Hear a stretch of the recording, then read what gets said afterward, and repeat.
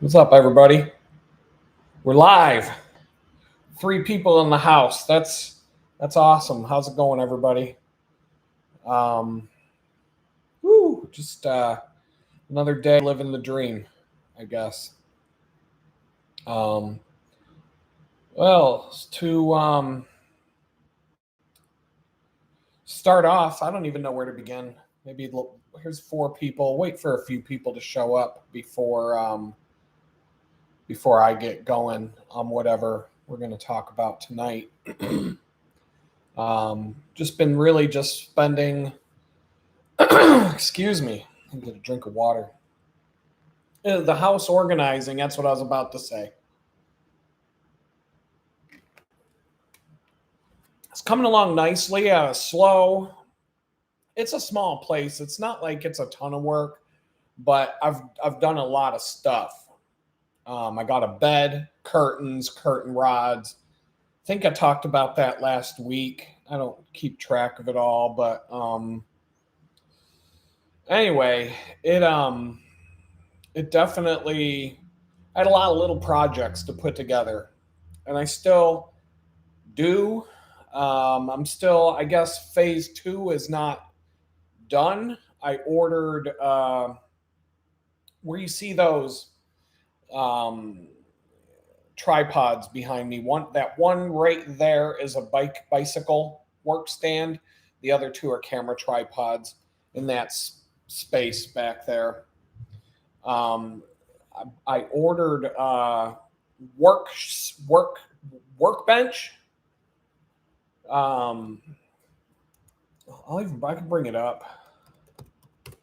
I ordered a work. I wanted to put a workbench there, so I have a place to work on my bicycles and do other stuff.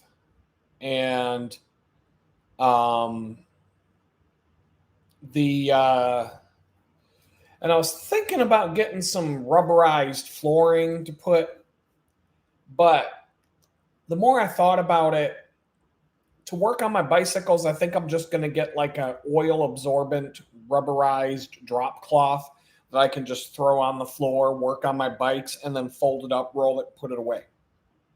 That way, I just don't think it'll be a lot less expensive, and it'll be easier to vacuum and stuff like that without having a separate floor or whatever you want to call it going through there. But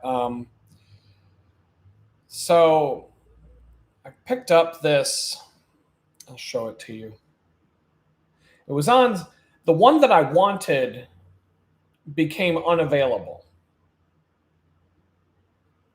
And so I was browsing along on Amazon last night and I saw this, which was very similar to the one that I wanted to get. But this one's a little bit wider, but it'll still fit in the space. And it's got these two shelves underneath, which the other one didn't have. The other one had, I think it was a little bit nicer pegboard. Um,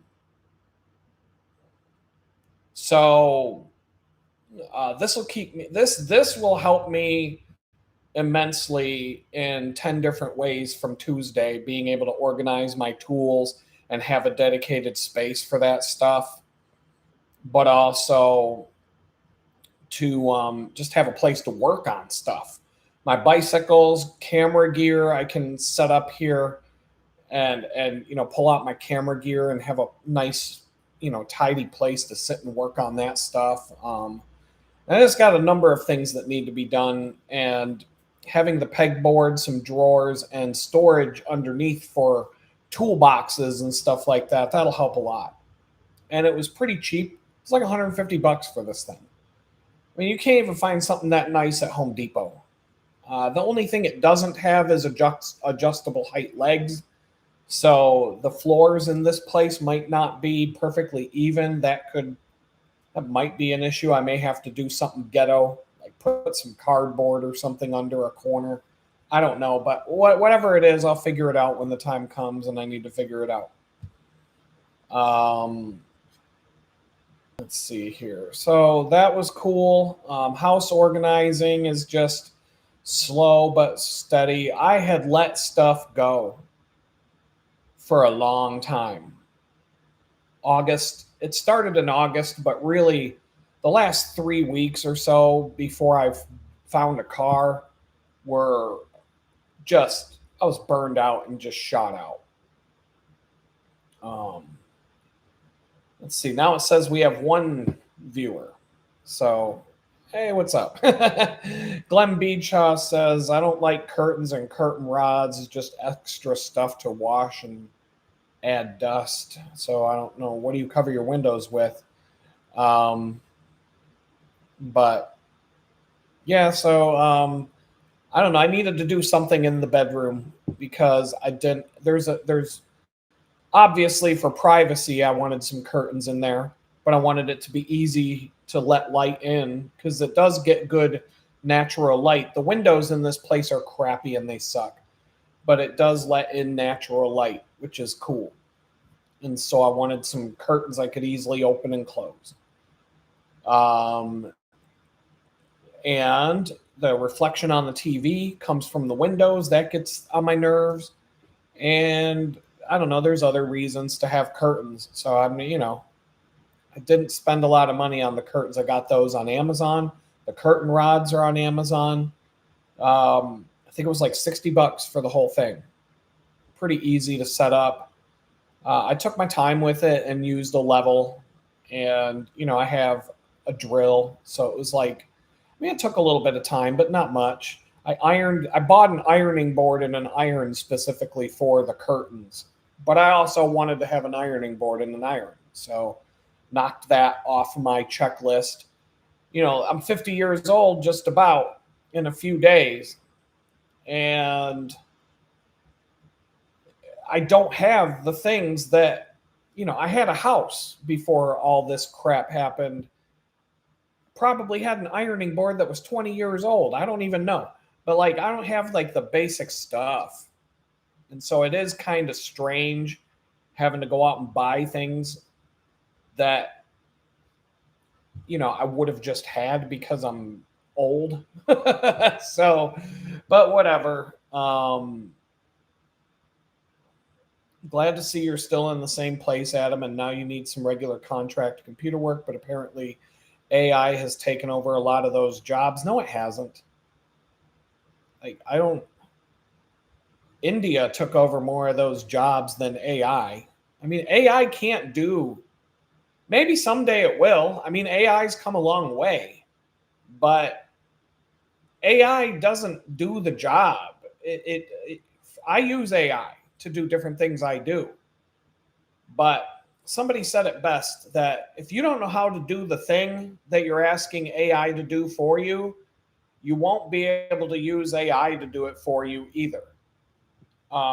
Be it writing code, writing music, generating art, etc. The examples I can pull up specifically, I had Grok write JavaScript for me, and I was able to get something working in an hour that would have taken me 8 hours to do on my own. But I still had to know what I was doing. Grok wrote the code, and I found bugs in the code, and I went to Grok and I said, here's the bug. And I typed what the bug was in plain English, and Grok corrected the code and spit it back to me. I didn't have to even troubleshoot the actual JavaScript, but I still had to know what was going on in it, which parts to take, where to put the stuff so to make everything work and wire it all up together. And if you're just going to AI and say, build me a website, it's probably going to be a turd. Someday it might not, but right now we're not there. I've used AI to generate logos and other images for me, but especially with logos and artwork like that, AI can't even spell a word. Even when you type out the word that you want it to spell, you might say, here's what I want this artwork to say. Here are the words. AI still spells the words wrong in your artwork. AI is going to give somebody a hand with 10 fingers. There's just, it's a tool. It's a tool. But yes, it is scary. It is getting to the point where, You can't tell what's real or not anymore. It's, AI, they've held back on the Hillary Clinton sacrificing baby videos, because then when they do come out, she can just say, oh, those are AI. That's AI generated. I didn't cut the heads off babies and drink the blood at the Illuminati witchcraft human sacrifice ceremony. That's AI. So you won't be able to know what's real and what's not. And yeah, I mean, eventually AI will be doing all of our jobs. AI is going to do all the cool jobs so that us human beings are still able to go sweep the floors and run the machines and serve the fast food. But I mean, the robots are going to be doing it all. So what are we going to do? We're all going to be broke and homeless, surrounded by a bunch of empty homes that are owned by BlackRock. But how's BlackRock going to make any money off of it if nobody can afford to live in them? So I don't know. The whole thing, who knows? I'm just trying to survive like anybody else at this point. And I'm not going after clients that are going to hire a fucking robot to build them a website at the end of the day. Like I'm looking for human beings with human being businesses that want to hire a human being that they can talk to and bounce ideas off with, and have a working relationship, possibly even a friendship with. And so it is what it is. I'm busy right now. I'm busier than I shouldn't be taking time to organize and clean my house and do all the stuff I'm doing right now, but I'm doing it because it got to the point where I needed to. I got my dishes all caught up and organized, clean, my whole kitchen, that whole food prep. That's all done. I'm good. I got to clean out my fridge. Got all my clothes put away. You've been looking behind me over here. This isn't a mirror image in my video, so I get confused as to which way to point. But there was a pile of clothes here as high as this refrigerator, if you noticed last week. That's done. Those are all organized. And it's at the point where now when I do a week's worth of laundry, I've got a big bed now that I can just lay all my clothes on and fold them and put them away. It'll go fast. As clothes dry on my ghetto clothesline that I hang up in the living room, I can just put them away as soon as they're dry. And just get that out. Like, as long as it's kind of one of those things, as long as you keep up with it, it doesn't become a lot of work every week. It's when you go a few weeks without doing it that becomes a nightmare. So I got to sit down and do digital chores like reconciling all my bank statements and crap. Last time I looked today, the last time I did that was September 2nd. Now it's October 2nd. It usually takes me about an hour if I do it once a week, maybe less. It just depends. So it's going to take me half a day easily. Tomorrow is that's what I'm going to try and do tomorrow. I already see. Now there was a couple of weeks during the month of September where I was spending no money at all, just waiting to buy a car and just like not doing anything else. So, but it all adds up. Bills still had to be paid and just money going here and money coming from there and all that. I don't make enough to, I shouldn't even have to pay taxes based on what I make. But regardless of that, I still got money coming from different places and whatnot. And there's just lots of different things going on. And that just kind of brings me to this. I did get, that I started the channel memberships, did get this official email from YouTube, from Google, saying that, way to go, here's your bonus summary. So I'm going to get $624 added to my AdSense account. 600 for the bonus that they were offering to turn on channel memberships, and $24 because I got $6 for each person that signed up as a bonus. So that's the kind of stuff. There's like little things here and little things there that all I do have 6 different income streams right now. none of which pay much, but they're all, I can survive based on it. So it's, and who knows? They said, you'll receive your bonus via AdSense within 60 days. YouTube does not, they don't pay you quickly.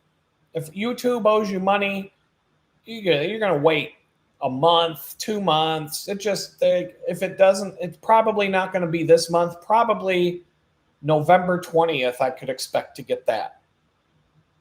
So, Timothy Smith, I've shown pictures of the car. I've got, let's see. I know I have, give me a second.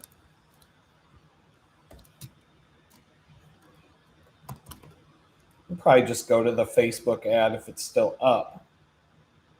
It may not be, but we can look.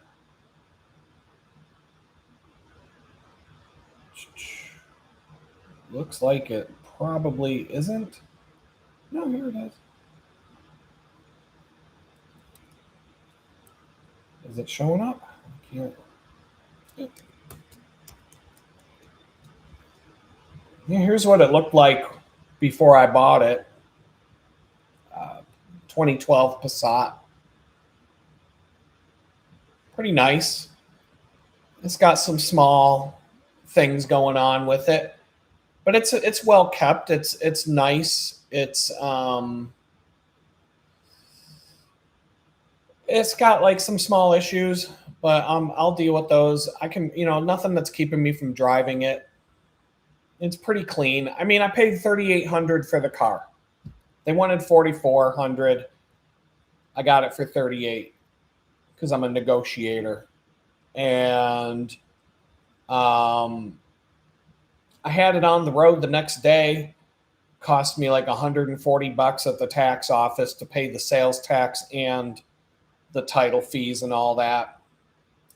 In Texas, you can tell them that you basically tell them what you paid for the car. There's no bill of sale.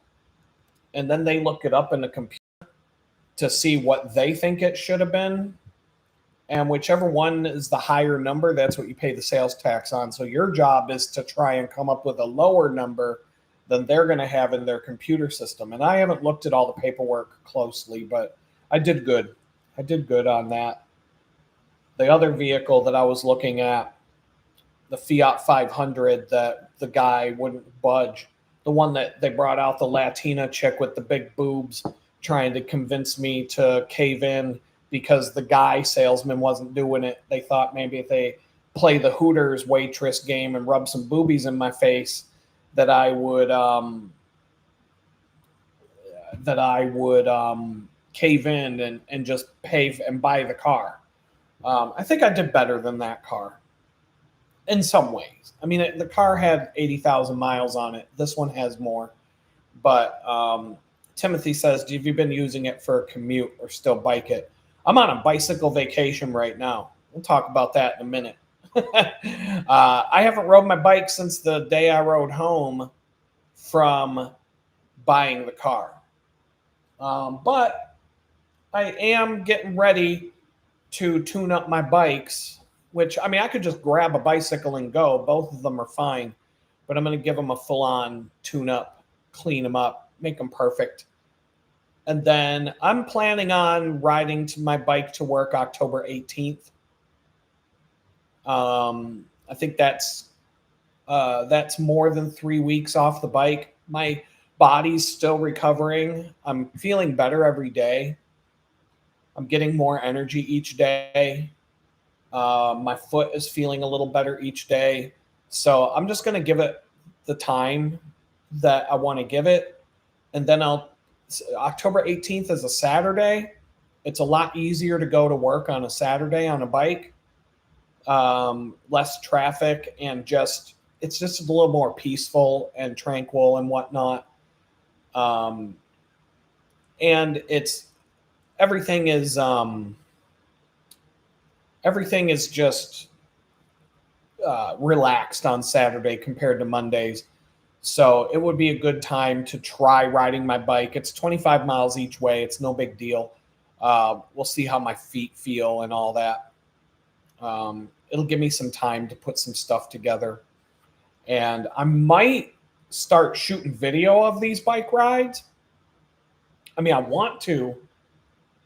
On the 18th of October, it's really all of that is gonna depend on how good the house redo project goes, because I'm doing some deep level stuff that's time consuming, like organizing not just at the surface, but digging in and like doing stuff I haven't done since I moved to Texas. So I do. It is kind of like the final step towards general normalcy. It's been surreal, especially the first week that I owned the car.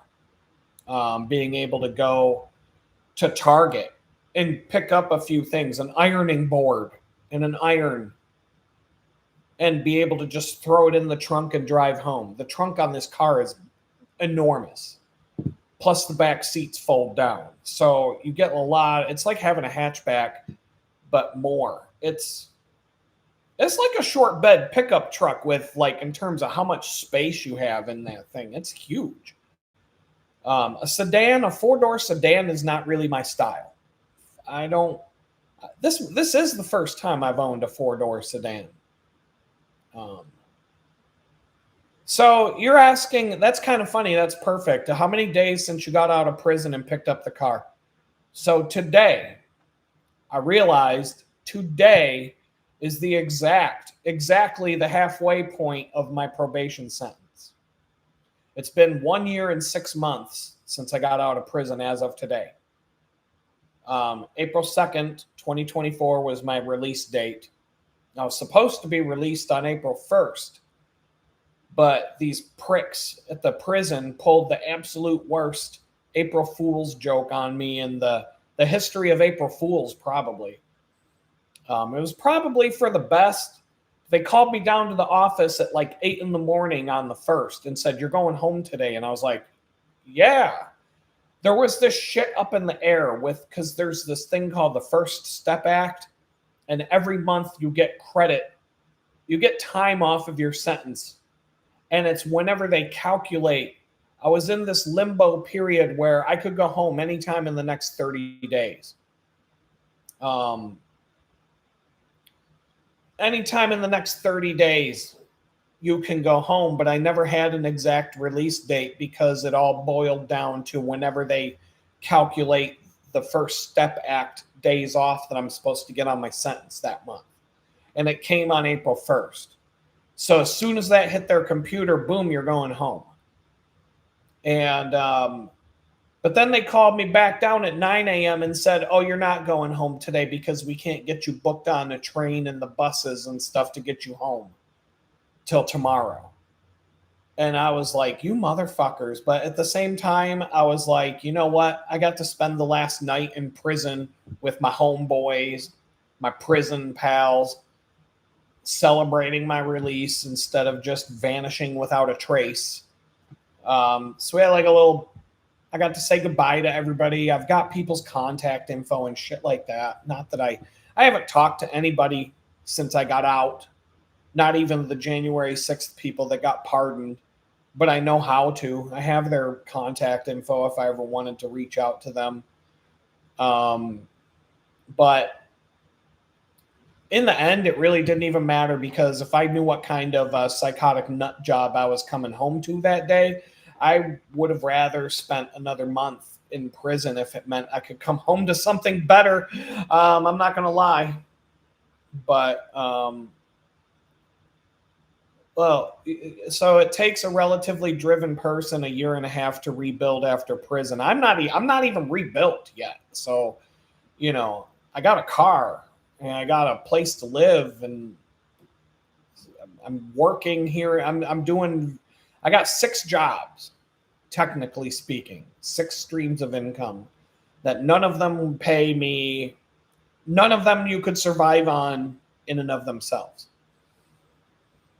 But, you know, life is a hell of a lot better today than it was 1.5 years ago. So I'm not beating myself up too much over that.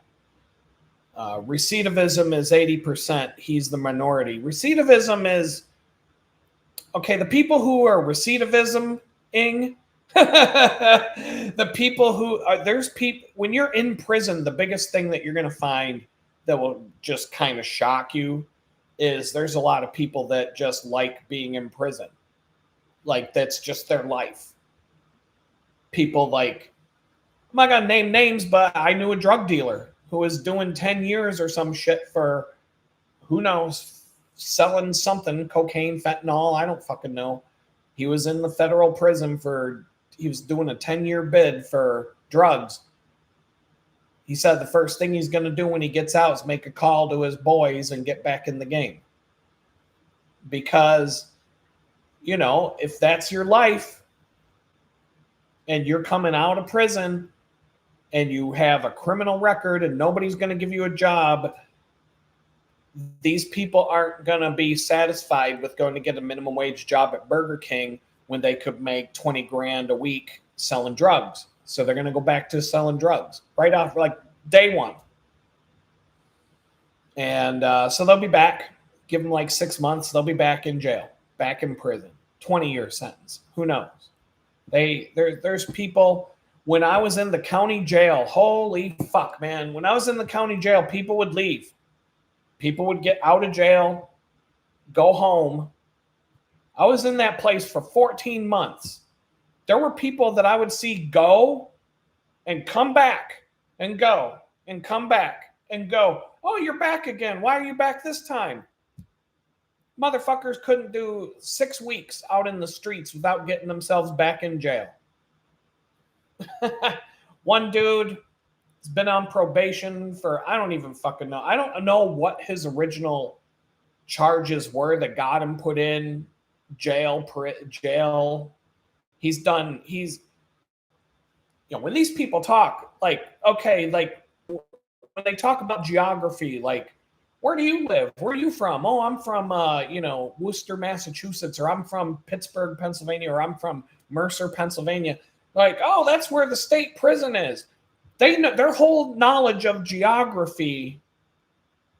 There were people that I was in jail with. It blew my fucking mind. Their whole knowledge of geography is knowing which prisons and jails that they've been in throughout the country. You'd be talking about, like, here I'm from Mercer, PA, and somebody would be like, oh, I know Mercer. Yeah, I was in the state prison there for about a year and a half and blah, blah, blah, back in 92. And like, holy shit, dude. And then you talk about, like, oh, I was, you know, on a trip to Phoenix. Oh, yeah, Phoenix. There's that crazy jail there. Blah, blah, blah. That crazy jail Sheriff Joe Arpaio made. I knew someone who lived in the Tent City jail there. And this dude had been in, like, I mean, these people can talk about 50 different jails that they've been in. I knew a kid who was 24 years old when I was in that jail. And this was probably his second or third time back in the jail. And he lived in Ohio, but he was getting in trouble here in Pennsylvania. Aside from the trouble that he got in Ohio. This fucking kid, he was 24 years old. He told me about 8 different jails that he's been to in Cleveland, Youngstown, Ohio, Cincinnati, Ohio, Pittsburgh's county jail, the Butler County jail in Butler, PA, where Trump got shot. That's where I was.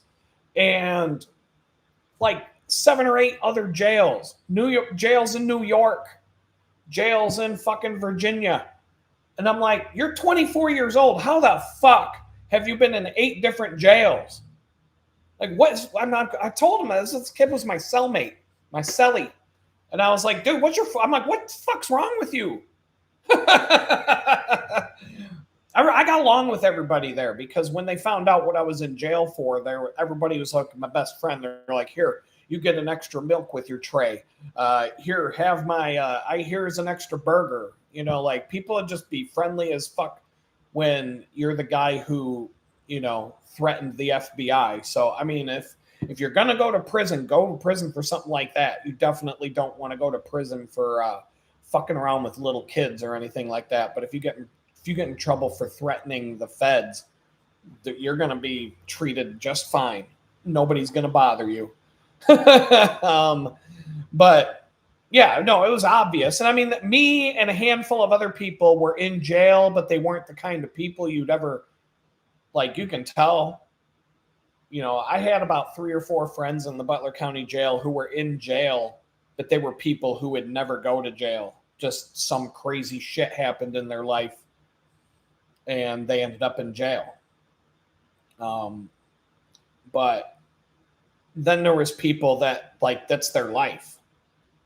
And so, yeah, I mean, it's hard to go to jail, I think, because a lot of times you got to do something really bad.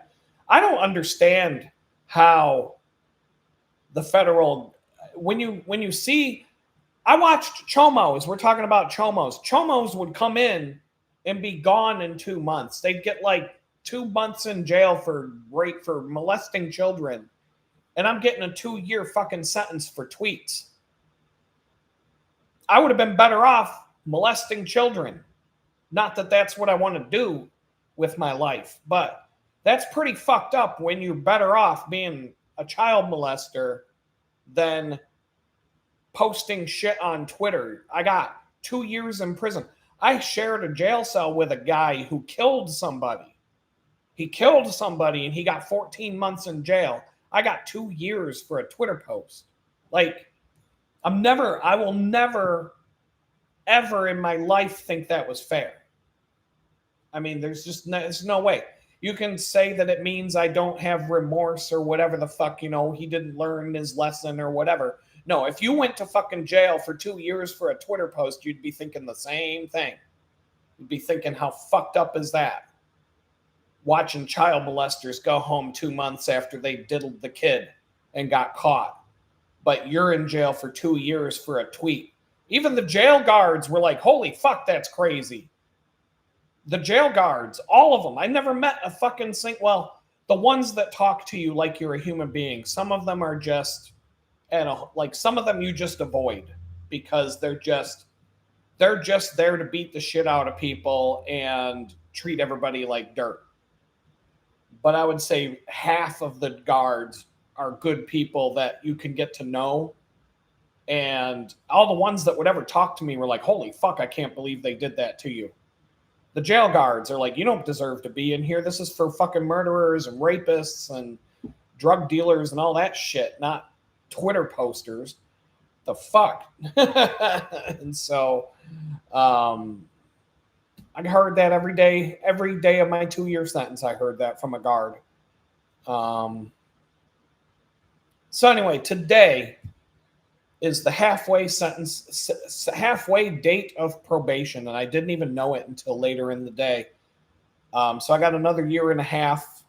I'm not expecting to get early release, but maybe I can find the time, make the time to take steps in that direction and see if I can move something along. But to be honest, it hasn't. Other than it really isn't as bad as you might think, especially at the federal probation level.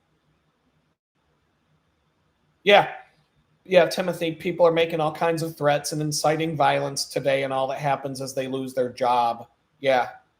Now, the Trump administration has arrested a number of Democrats who threatened Donald Trump or just making threats like I did.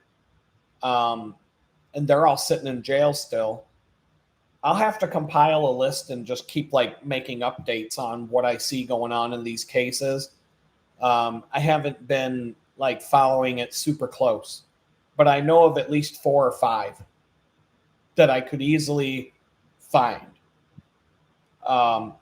And so that blows my chances of getting any kind of relief out of the water, because now the Trump administration wants to act tough on people who make threats. And how's that going to look if they give me a pass or give me some sort of break? They're not going to give me a break. Applying for the early release doesn't really, it's honestly, it's just sending a couple of fucking emails and filling out some forms and maybe getting an attorney involved. I mean, there's not much to it. It really just boils down to whether they will or not.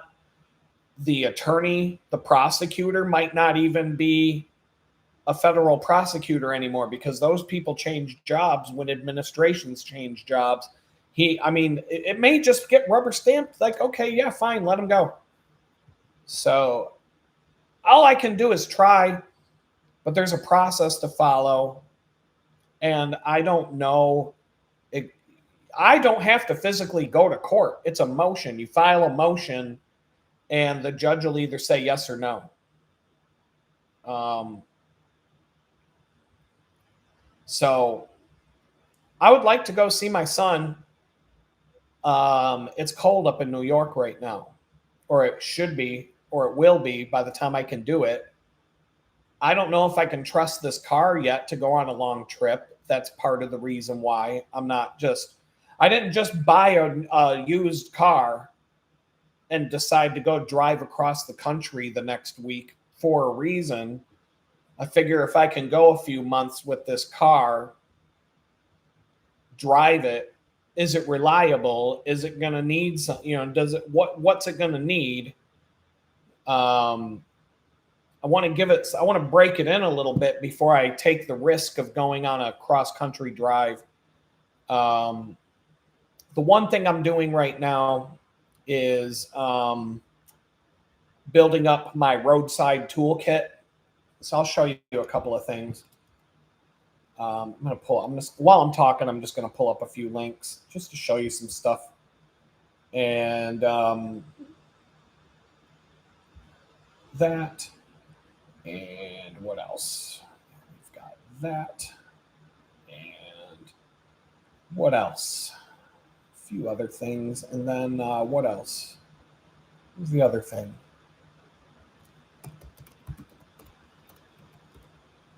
All right, that'll do. All right, so I'll share my screen.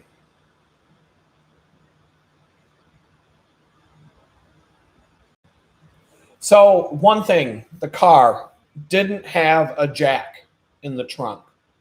It has an area for the toolkit that the car is supposed to have, but the scissor jack was missing, and it had the lug nut, the lug bolt. It has lug bolts for this car, but it had the lug bolt wrench, but that's it. So I found this scissor jack kit on Amazon, and it's got I couldn't decide whether to go with a hydraulic jack or a scissor jack, because I used to carry around a little hydraulic jack, not the bottle jack, but the floor jack. And this car's trunk is huge. I used to like having that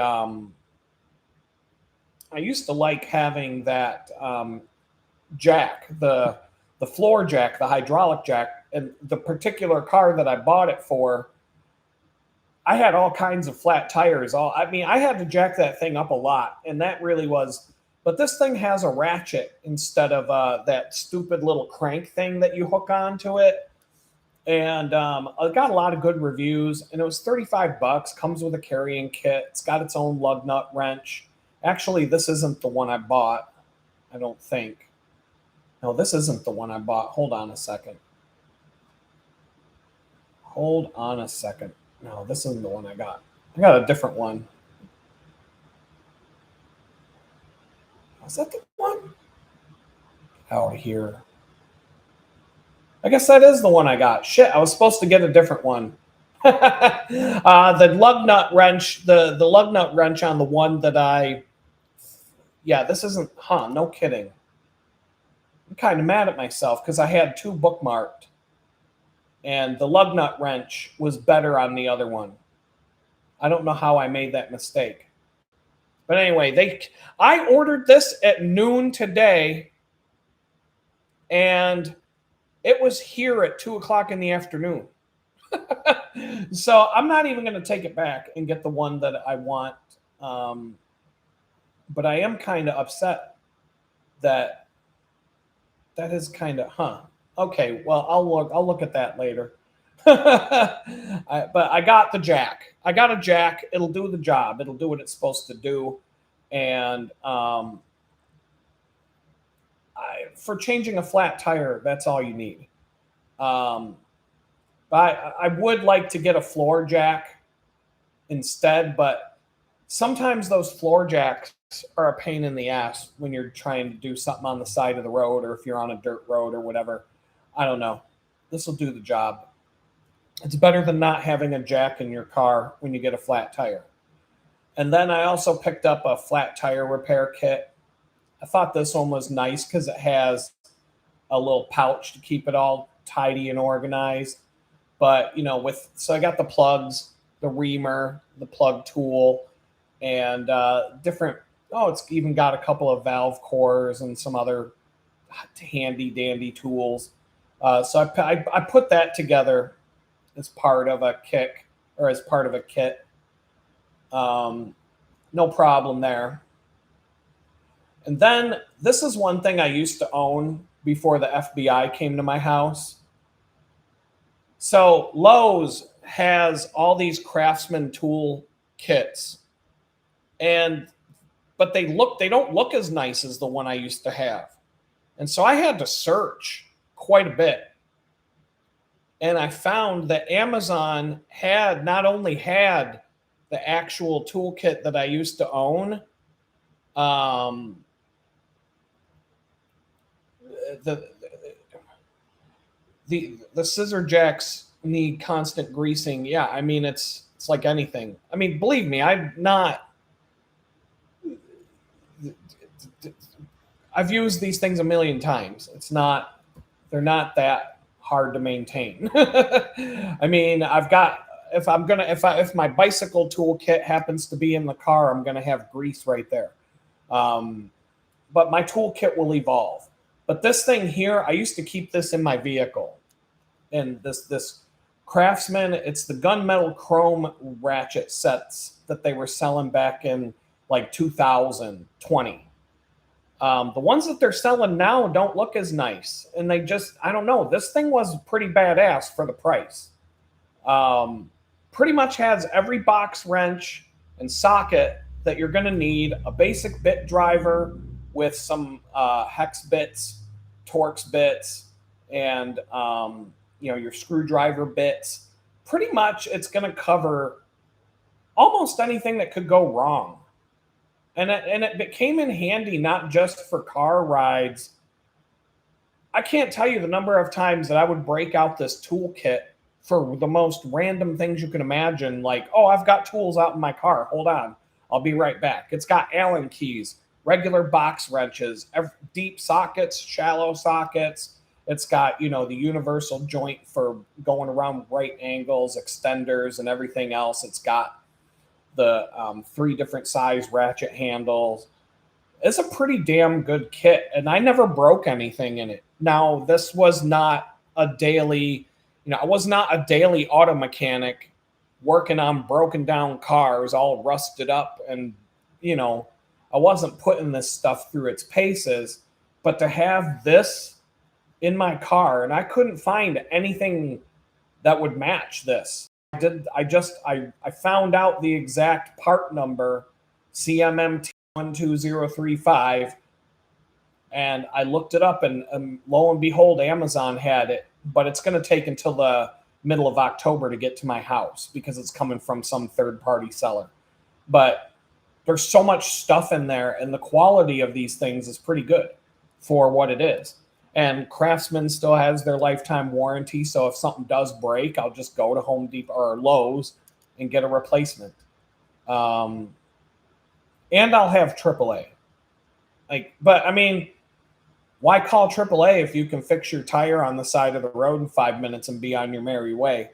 I mean, so I'll still get a can of Fix-A-Flat to put in my flat tire kit, because if you're on the side of a road that's dangerous or in a bad spot, and you can shoot up a can of Fix-A-Flat into your tire and get where you got to go in 2 minutes or less, then yeah, I'll deal with the ramifications. I'll deal with the mechanic getting mad at me after the fact. And then there's an airbag light on my car, and there's a couple other things I want to do. And so I got my OBD scanner that I currently owned was not robust enough to work with this car. Maybe if a check engine light came on, it would tell me but there's a bunch of other stuff like this will tell me what the airbag light is. And I got one of these on Facebook Marketplace, brand new, for like half the price, for like $70. And this thing is 118 right now. It changes price. This thing's changed price like 4 times since I saw it. But yeah, AAA is good. I used to keep the AAA 120-mile golden tow package or whatever. And when I had my Mini Cooper, I almost never took my Mini Cooper outside of that towing range because my mechanic lived 3 miles from my house. So worst case scenario, I could get towed to the mechanic's shop and then walk home from there if I had to walk. Say it was like 4 in the morning or something, but never had to get towed. I never had to use it. But in Pennsylvania, having a AAA membership is good because in Pennsylvania, you can go to AAA for all your automotive needs. So you need your driver's license renewed, AAA. You need to get your vehicle registration and license plates. You go to AAA. You don't have to go to the DMV. I think the only thing that you have to go to the DMV for is to take your road test when you get your driver's license. Everything else they'll do at AAA. And I wouldn't be surprised if you can take your road test at AAA now. They pretty much privatized the whole DMV in Pennsylvania a long time ago. But you can still go to the DMV. But it just, I don't know, it's convenient. It's better than Texas. But now at least I've been in Texas long enough. I know some of the things. And I've got other tools going into the toolbox. I've got a body trim removal toolkit.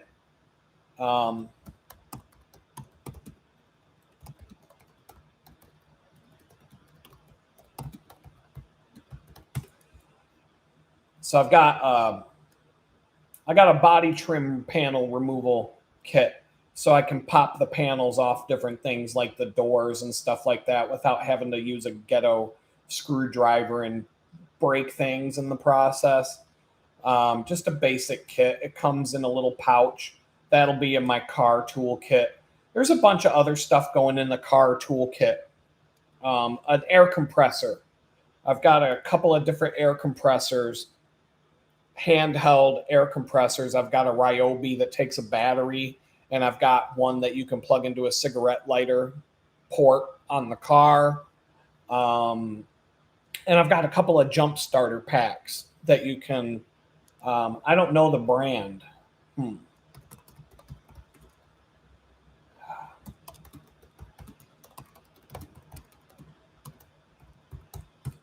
Let me see if I can find it. If they, something like that, if I knew the brand name off the top of my head, I don't know which one it is, but it's not any of these. But it's basically something like this.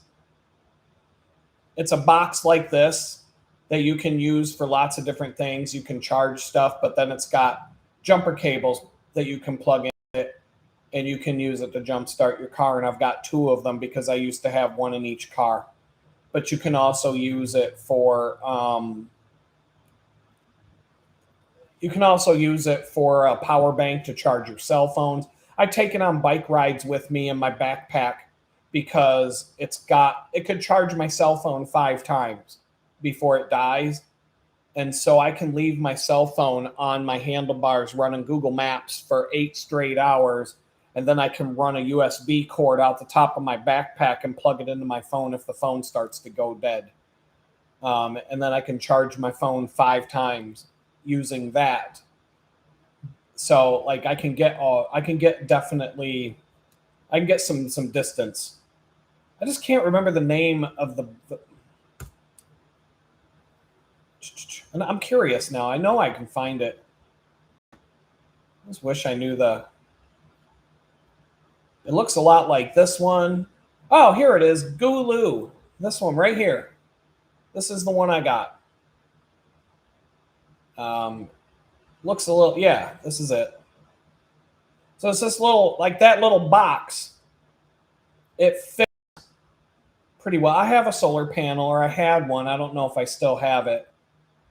They don't charge that fast. You can charge for the one that I had a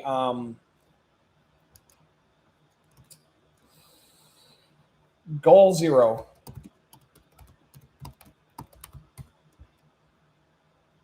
Which one did I have? I had the small one. They probably don't even have anymore. I had this thing for a long time. Bought it at REI.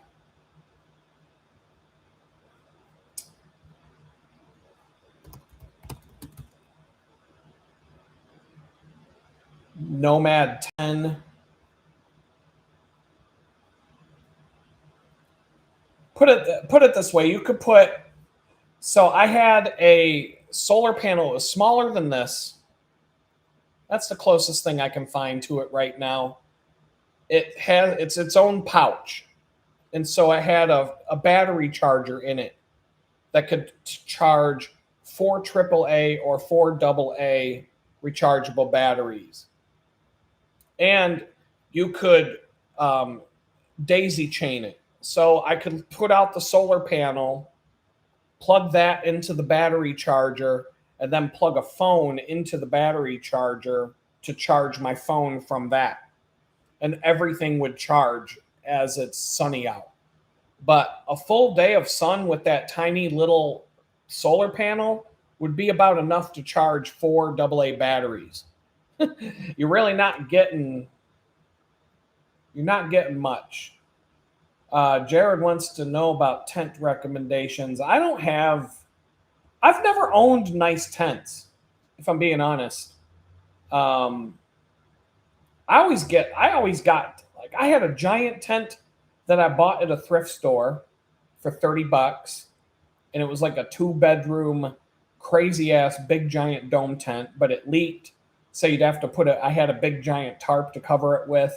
But I mean, between the big giant tarp and the tent, I was probably in $60. I've bought dome tents from Walmart. They're hit or miss. The best tent I ever owned probably doesn't even exist anymore. Was a kind of looked like this. Now it depends on how big of a tent you're looking for.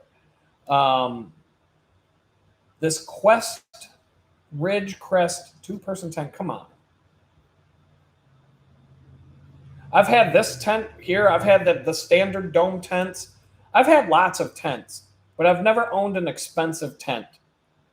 This is a little bit, I used to have one like this, but it was better because the one that I had a pole system for putting the poles in it that was like way more advanced than this. It got lost in a canoe trip accident, and I've never been able to find a replacement for it. And that was my favorite tent that I ever had, but it was about this big, and 2 people can sleep in there, but people are going to think you're gay when you wake up in the morning if you're both getting out of that tent.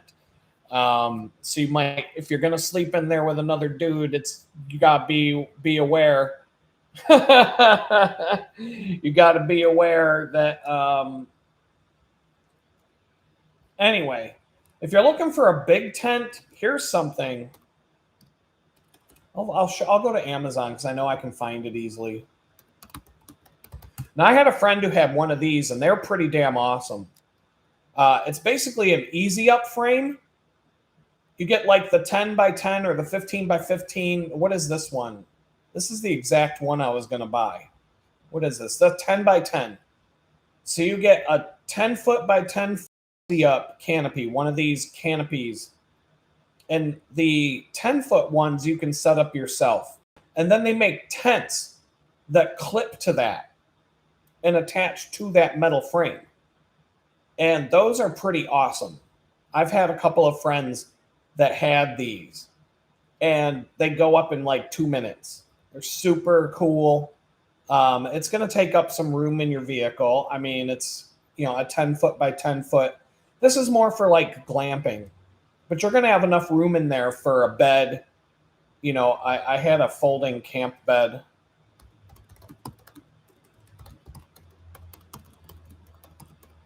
I had something like this, something like these. Not exactly like this, but you get the gist. I had a nice bed frame. It's like those camping chairs that fold up into something really small and it all stays in a bag together. And then when you get to your, when you open up your tent, have a bed on a frame. It was pretty damn cool. So I had a glamping setup with a giant tent, a nice big queen size bed, amenities. And then I had everything down to like a tent this size. I still have I have a bivy tent right now. It's about this big. Pretty much looks like that. It's a little bit bigger than a sleeping bag. Mine's a little bit more tent-like. I have it. It's right in the room next door to me. I could go camping right now in this. I don't see anything in these search results that look exactly. It looks a lot like this, actually, because it has a better rain fly. But it's about that big. It's basically big enough for one person to sleep. You can sit up in it, but you can't stand. It's only about as high as your waist, maybe a little bit above waist height when it's all set up. But it packs down super small. I can carry it on my bicycle. I can carry it in a backpack, etc. And then I'm down to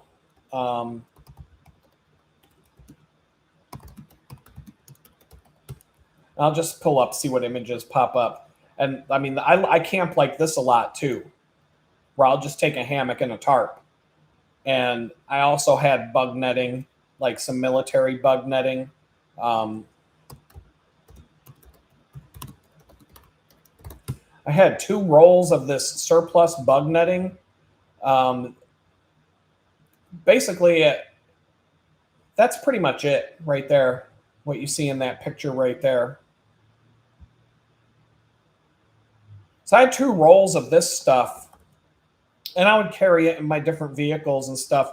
You can drape this over a hammock easily. In fact, there's 2 holes you can see in the top of this that you can run a guy line right through it and drape it over your hammock very easily. You can run the hammock, and that keeps the bugs off of you at night. I could drape this over the back of my pickup truck camper, so I could have the tailgate and the back window open to let air through, but also keep the bugs out. Very versatile, and it rolls up and it stores very compact. When I was camping all the time, I'm not kidding, I had probably 6 or 7 tents to pick from. I could make a completely customized loadout depending on where we were going, what we were doing. There were times where I would take 10 to 12 people camping with me and supply all the equipment. But you're talking about somebody who had been camping since he was like 22 years old. You're looking at like 20-something years of collecting camping gear, going on Craigslist, thrift stores, wheeling and dealing. I never bought a nice tent. I never paid more than like $40 for a tent ever. Yeah, I mean, you can go to REI. Let's go to REI and see what they got, because you can shell out a hell of a lot of money for a tent. Let's see, camp and hike. We're going to go to tents. Let's just go to tents. Camp and hike, tents. $200 for a little tent. $550 for a little tent. Oh, this one. Alps Mountaineering. That's a good brand. $150 for a small tent. Here's a $100 tent that you could get for $30 at Walmart. I don't know. I mean, the expensive tents, the difference between the expensive tents and the cheap tents are the ease at which they set up, how quickly they set up and tear down, how much they weigh, the quality of the poles and the shock poles and stuff. And there's other factors involved, how waterproof the base is, like different things like that. But I'm telling you, I'll camp in a $20 Walmart tent all day and I don't care. I've slept in the ground with no I've slept on the ground wrapped up in a tarp like a burrito before. I've slept on the ground, just plain on the ground without any tent. So I won't do that again. After you get covered with spider bites, and then you see the spiders that are walking around where you were camping the night before, that was the last time I did that. But REI, I mean, you can go to Cabela's, REI, you can pay a lot of money for a tent. But right now, if I were to buy a glamping tent, when I got arrested, like I said, Easy Up tent. This was the tent that I was gonna buy. I was putting together a kit for traveling around and working remotely, and I wanted something that could hold my folding desk, and it also had a power cord. You can see right here, so I could run power cord from a like I could find a campsite with electricity, set up a tent like this, and do my work, and sit there and work remotely from the woods. As long as I had an internet connection, and I had ways of having an internet connection. So I was going to get one of these things. I had the 10 foot by 10 foot canopy already. Yeah, this is the canopy itself you have to buy separately. So you need the tent and you need a 10 foot by 10 foot Easy Up. The frame and the thing above it, the rain flyer separate. But I had friends that had maybe not this exact same setup, but they were freaking awesome. That was why I wanted one for myself, because I was like, my friends could show up at camp and 5 minutes later they're set up. Whereas the tent that I had that was bigger than this, to do one person to set it up, that was like half an hour easily. And that was with me knowing exactly what to do and how to do it. With two people doing it, maybe 15 minutes. And that's, once again, if you knew exactly what you're doing and you've done it a million times and you know where everything is. So I don't know. These things are pretty awesome. Could you put some interior lights? Yeah. I mean, battery powered lights. There's hooks. There's going to be hooks inside there on the ceiling to hang stuff.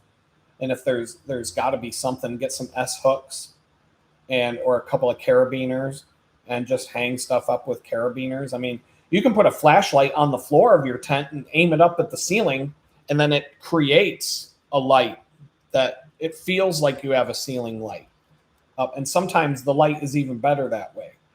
I would just say, if you need a tent, go get a tent. I wouldn't be super picky about it. If I was backpacking and doing that kind of stuff, weight and packability would be my main concerns. A lot of times I would go backpacking or on a bicycle trip. I would take a hammock and a hammock tarp and the bivy sack. Why? Because sometimes you end up if you don't know where you're going to be camping, you got two things that'll happen.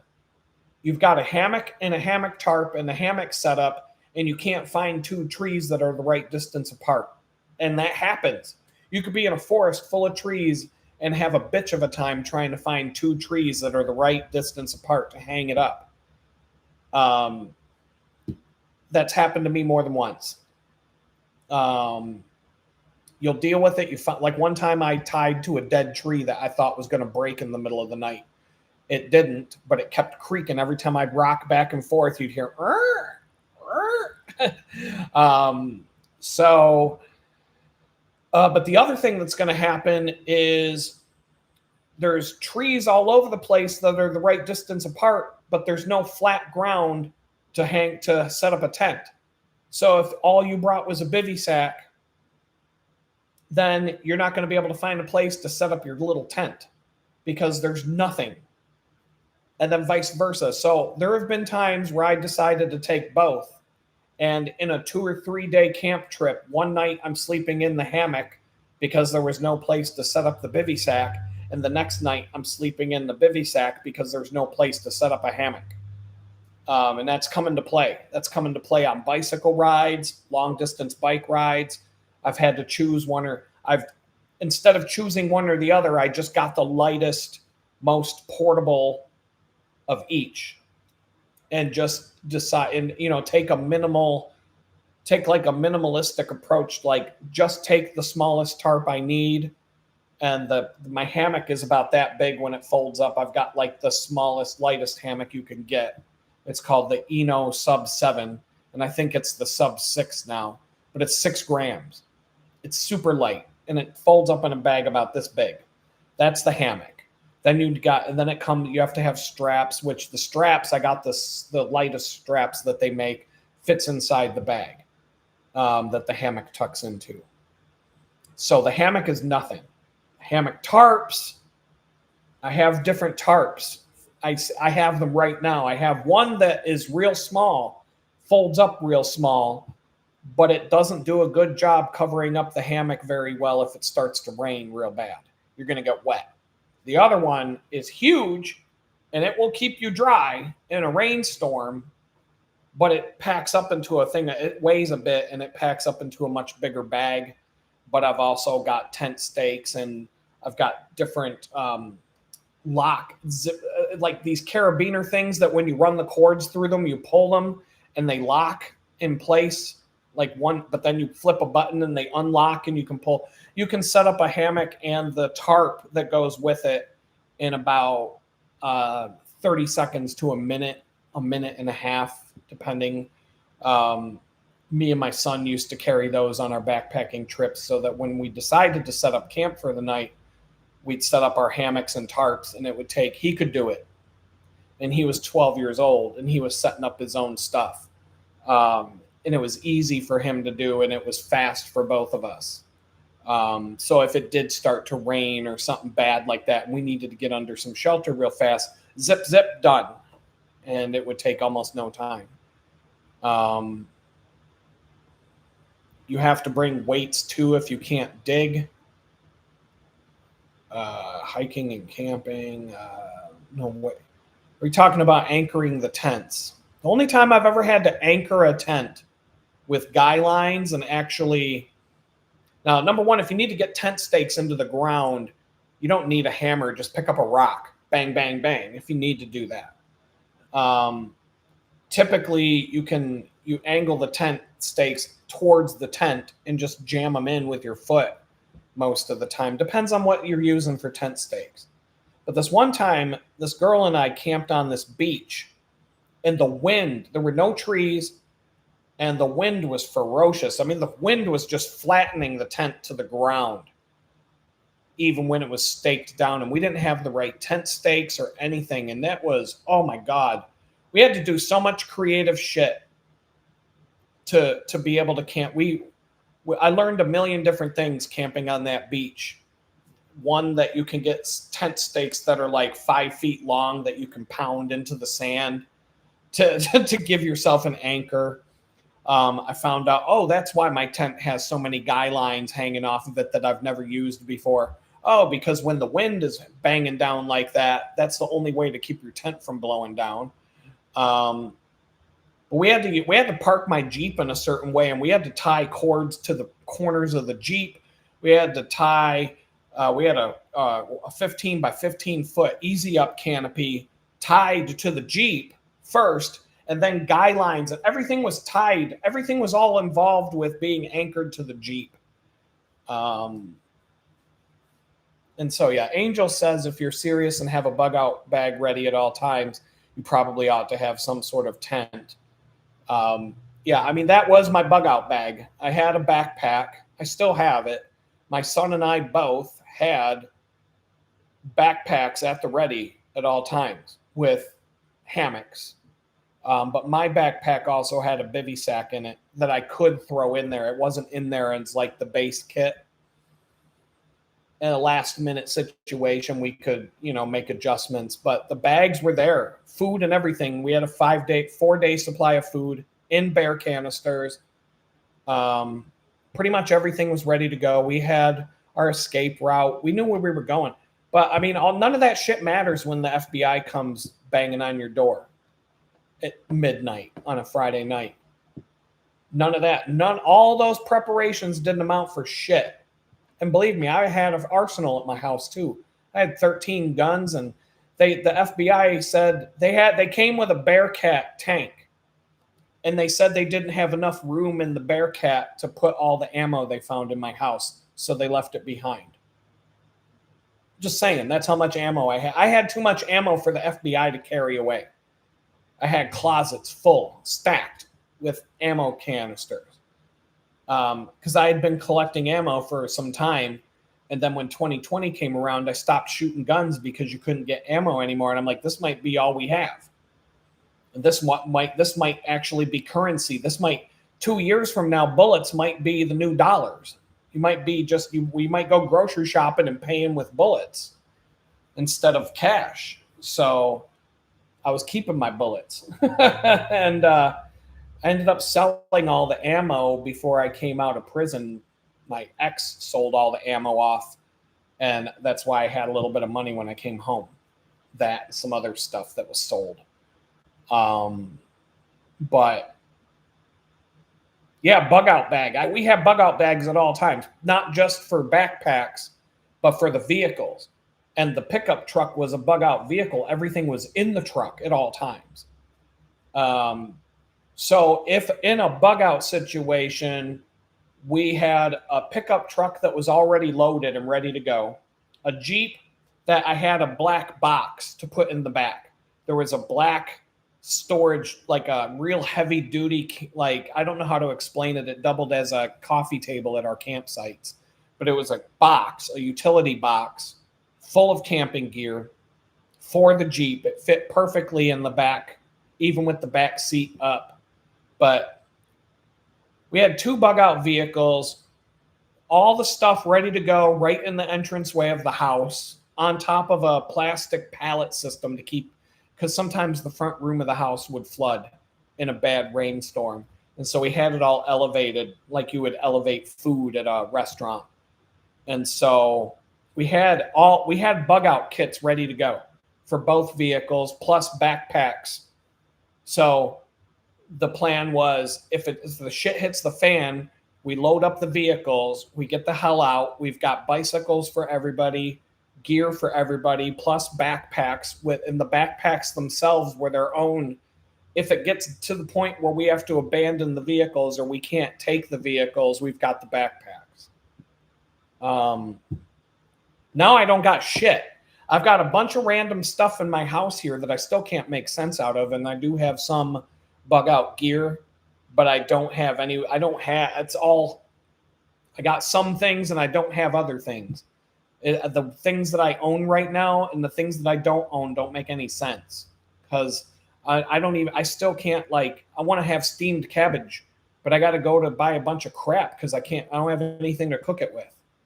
I can't even make steamed cabbage in my kitchen right now, but I've got bug out gear and camping gear that I haven't used since the day I came home. So I don't know. Things survived the raid, but it was all random. That's what I'm doing right now with the house organizing project. I'm trying to dig deep and go through all of the stuff and figure out what goes where. Jared said, did you buy a bed? Yeah, I got a bed last week. Big bed, high up off the ground. It's got 18 inches of space underneath it, so I can utilize that as storage space for different things. Nice bed. I got a bed in a box mattress, but it's a spring mattress with a memory foam top. But you open up the package and you rip open the plastic and the thing just goes boof. And that was kind of fun. I had to sleep on the floor for a couple of nights with the mattress because the bed frame took a couple extra days. And then I got curtains and curtain rods for that room so I can make it nice and tidy. The next thing I want to do for that room is get a love seat and an ottoman. But I'm doing that on Facebook Marketplace. I keep seeing leather love seats going for like $100, leather ottomans going for like $50. So I'm going to set a budget of $200, which means that if I can find a seller on Facebook that will sell a couch, a love seat, and then get an ottoman from somebody else and make it so that they'll both let me come pick the stuff up on the same day. I'll go to the U-Haul place, rent a pickup truck or a van, go pick up the ottoman and the couch. That'll be like 50, 60 bucks. Come home, set it all up. I can carry a love seat by myself. So that'll be the end of that. That's pretty much the last big thing I have to buy for this place to follow the plan that when I moved in here, I had a vision for how I wanted to set everything up. And right now, after the workbench comes, that's coming, the one over there, that's coming, that won't be here till the end of next week, unless Amazon ships it faster. Sometimes they do, sometimes they don't. And then I'm going to need time. That's going to be an afternoon to put that together. And I'm not sure if the pegboard has hooks, like if they give me hooks to hang stuff, or if I got to make a trip to Home Depot and get pegboard hooks to hang up all my tools. So I don't know. There's just a lot of projects going on, but an ottoman and a leather couch, or it doesn't have to be leather, but I've been seeing a lot of nice ones on Facebook Marketplace. There was this one love seat. It was from a European designer. The thing would have been like $5,000 when it was new.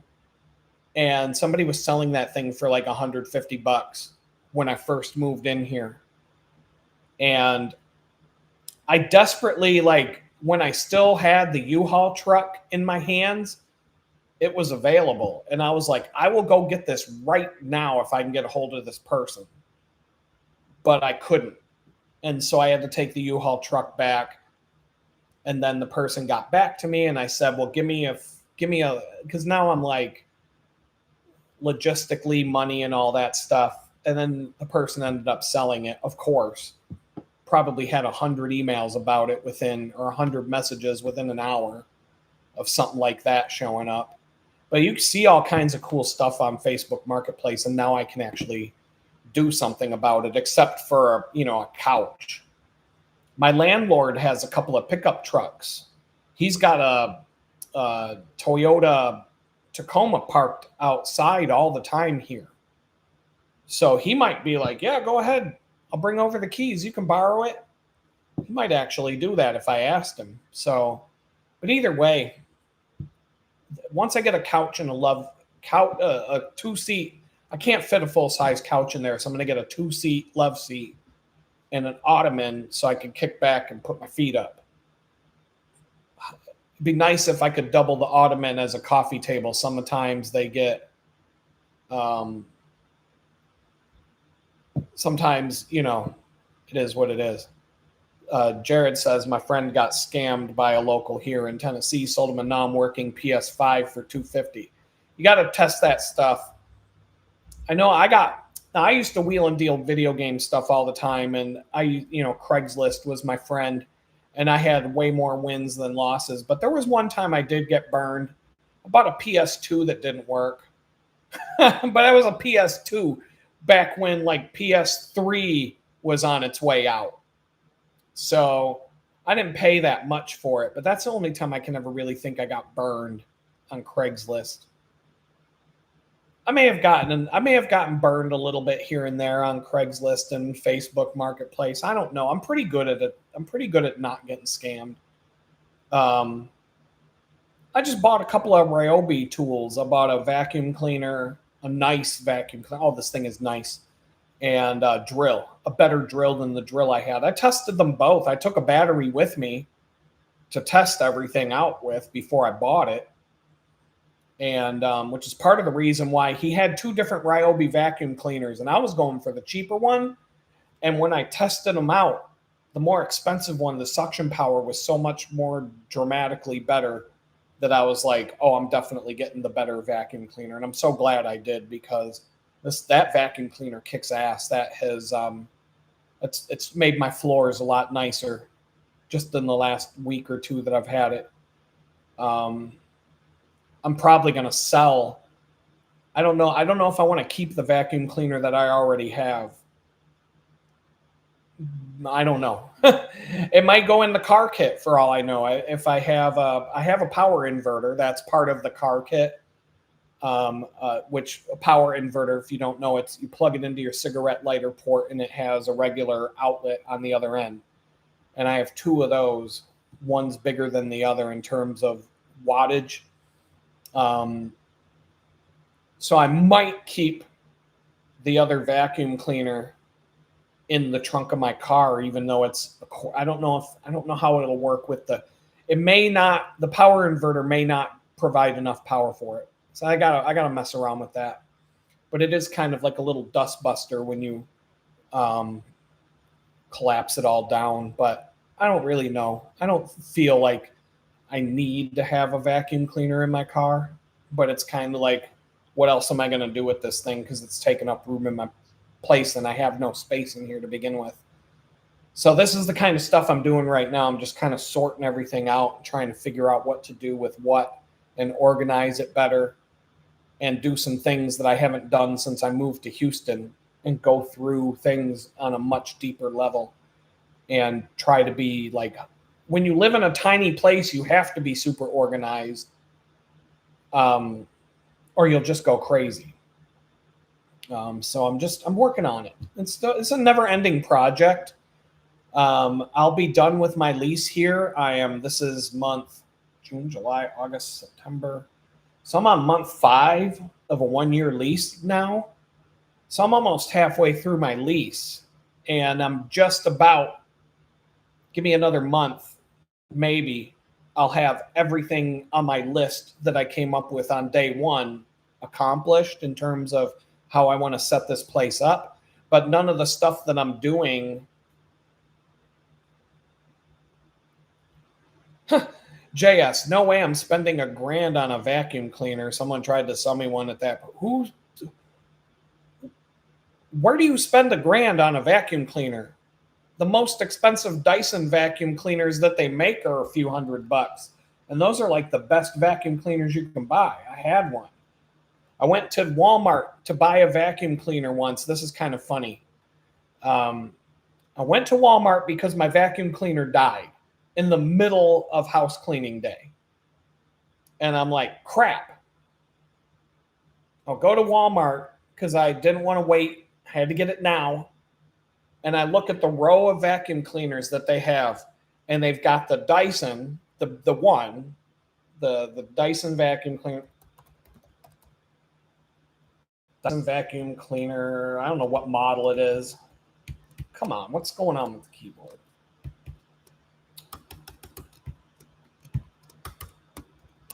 Let me see if I can find the one that I had. It's up in Pittsburgh. I have a Dyson vacuum cleaner. It's in Pittsburgh being stored for me. I don't see it on Amazon yet, but if I see it, I'll pull it up. The thing's awesome. But when I was looking at them, I noticed one thing. There's a whole row of vacuum cleaners from like $30 up to $300, whatever it was. And they were all carbon copies of the Dyson vacuum cleaner, except crappy copies. And I'm like, if every single vacuum company out there is copycatting this vacuum cleaner, then I may as well just buy this vacuum cleaner. And I didn't want to spend the money.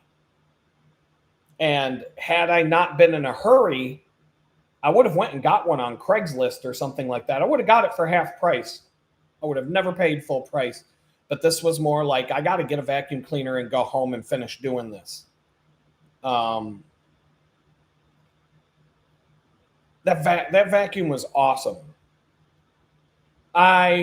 Even my son liked using it because it works. It's the one the one thing you can say about a good vacuum cleaner is it totally sucks. That vacuum cleaner sucked. But in that case, it was good. Awesome vacuum cleaner.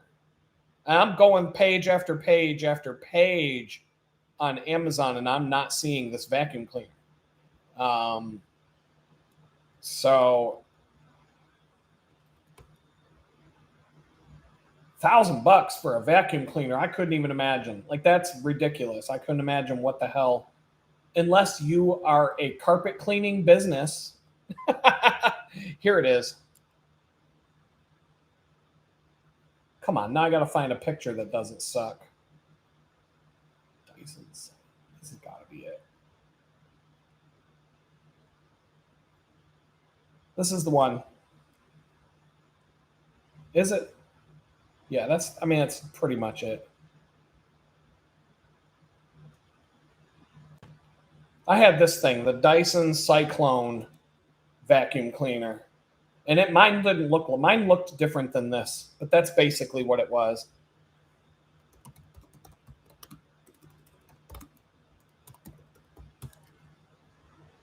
That's the best vacuum cleaner I ever owned in my life. And I had the one that had just died was a Kirby vacuum cleaner from like old Kirby vacuum cleaner, because those old Kirby vacuum cleaners were awesome.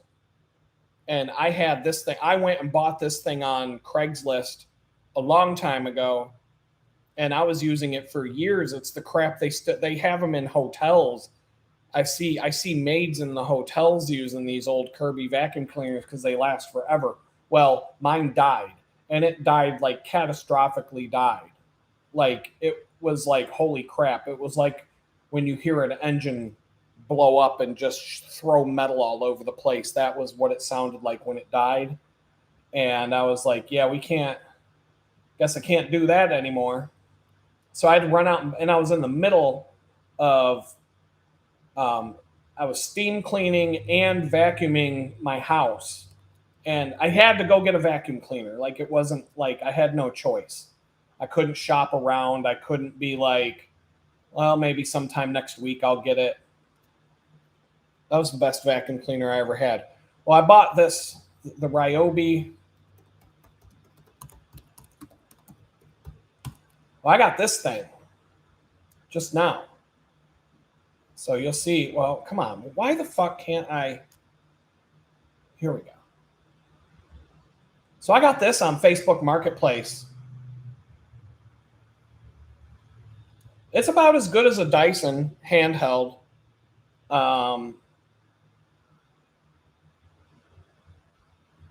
It's about as good as a Dyson handheld vac. The thing's pretty awesome, to be honest. It's been working great. This thing was $266 at Home Depot. I got it for 60, I think, 70, something like that. Brand new, never been used. I could, the brushes inside the sweeper part at the bottom were brand spanking new. You could tell it had never been used before. It had the box. The only thing missing from it, there's supposed to be this thing to hang it up on a wall with. But I mean, this thing is dope for $60. I couldn't buy anything like that in a store. It's powerful. The only thing it will burn. I have a bunch of 4 amp hour batteries that I already owned. He gave me another one with it, but it'll burn through a 4 amp hour battery in like 15, 20 minutes. This thing, it takes a lot of power to run this, but it doesn't matter to me because I only needed it for 20 minutes at a time, and I've got extra batteries. So I'm not going to burn through all my I'm not going to burn through all my batteries, using a vacuum cleaner that I just got, because this place isn't big enough to burn through them. My best friend has the Dyson cordless vac that probably cost $400. May have cost more than that. I would go through like 2 batteries on that, doing, sweeping up his place when they were gone for the weekend. Easily go through the 2 batteries on that thing. But he had a bigger place to vacuum. But anyway, it's a pretty good vacuum. It's equivalent in power to a Dyson, and it's way better than the piece of garbage I've been using. But the piece of garbage I've been using was good when I lived in that tool shed, and I didn't have any problems with that. But So yeah, like I was saying, it's been exactly a year and a half since I got out of prison. I'm exactly halfway through my probation sentence.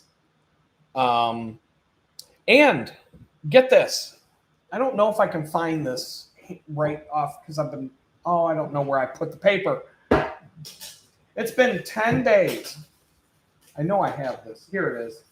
It's been 10 days since I got, it's been 10 days since I went to the 10 days since I went to the tax office to get my vehicle registered in my name, my title, and my plates. The title hasn't even showed up in the mail yet, but today, 10 days after I went and got my car registered, I got my very first final notice, your vehicle warranty may have expired scam letter today. That's crazy. It's so fast. 10 days. 10 days it took the scammers to find out I just registered a vehicle in Texas. They printed out the final notice, your vehicle warranty may have expired scam letter, and got it in the mail and to my house. 10 days. I haven't even got the title yet in the mail. This notice is to inform you that we have been trying to contact you and have not been able to regarding your vehicle's warranty for your 2012 Volkswagen located at your home address, blah, blah, blah. Please contact us immediately to verify your information. Our records indicate you have not called us yet. Well, no shit. It's been 10 days. Failure to call by the expiration date may result in a lapse of coverage. What do you mean a lapse of coverage? They're like, your vehicle warranty may, yeah, you think my Volkswagen from 2012 with 148,000 miles on it, you think the warranty might have expired in the last 13 years and 148,000 miles? Somewhere in that span of time, the warranty probably ran out. I almost want to call them with you guys on the live stream just so we can prank them. But then I'm like, you know what? I don't want them to have my phone number. They've already got my address. How the fuck did these scammers get my address and the fact that I just registered a Volkswagen? 10 days. That means that the day that Texas put this in their computer, this scammer got it. They must get a list every single day from the state of everybody who registers a vehicle. How? 10 days. My title hasn't even come in the mail yet. Yet this came today. And I'm like, oh, and they're open on Monday, October 13th, Columbus Day. Better act now. You may still have time. This will be our final attempt to notify you. Somehow, I don't believe that's the case. But, well, you know, this will be our final attempt to get a hold of you. I couldn't believe that shit.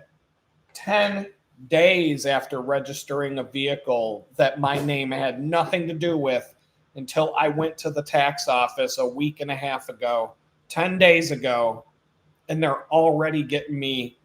They've already got scam email, physical mail in my mailbox from the scammers. I'm like, wow, that's impressive.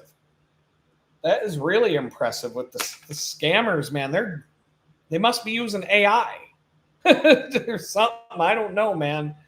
I thought that was crazy. Let's see here. But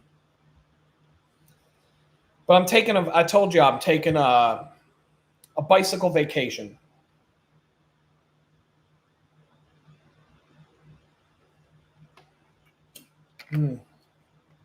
So I checked Strava. I got all my Strava up to date today. I took a break from doing chores. 3,808.6 miles I've gone so far this year since January 1st. 333 hours. traveling under human power, which is 13, almost 14 whole days, 24-hour days. 64 miles on foot, so I'm hardly walking. 3,744 on a bicycle, and 212 bike rides. Houston is flat. There's no hills. So, but in a city with no hills, I've climbed 56,106 feet in elevation since the beginning of the year. Mount Everest, from sea level to the top of Mount Everest, is 29,032 feet. So I'm on my second climb of Mount Everest right now, and I've only got 1,958 feet to go to get to the top of Everest again, in a flat city. If I was in Pittsburgh riding this kind of mileage, I would have climbed Mount Everest 15 times by now, easily, if not more. In Pittsburgh, the elevation change from the river level to the tops of the hills is anywhere from 400 to 700 feet difference, depending on where you are and where you're going. So you can easily go up and down a 300-foot climb, back down, up again, down, up again, down. You could easily go 1,000 feet of climbing in a 30-mile ride, depending on the route that you take. So, but Houston is flat, so that takes a lot of miles. I usually climb about 100 feet in 25 miles here. Fun fact, my feet have gotten wet twice in the 212 bike rides.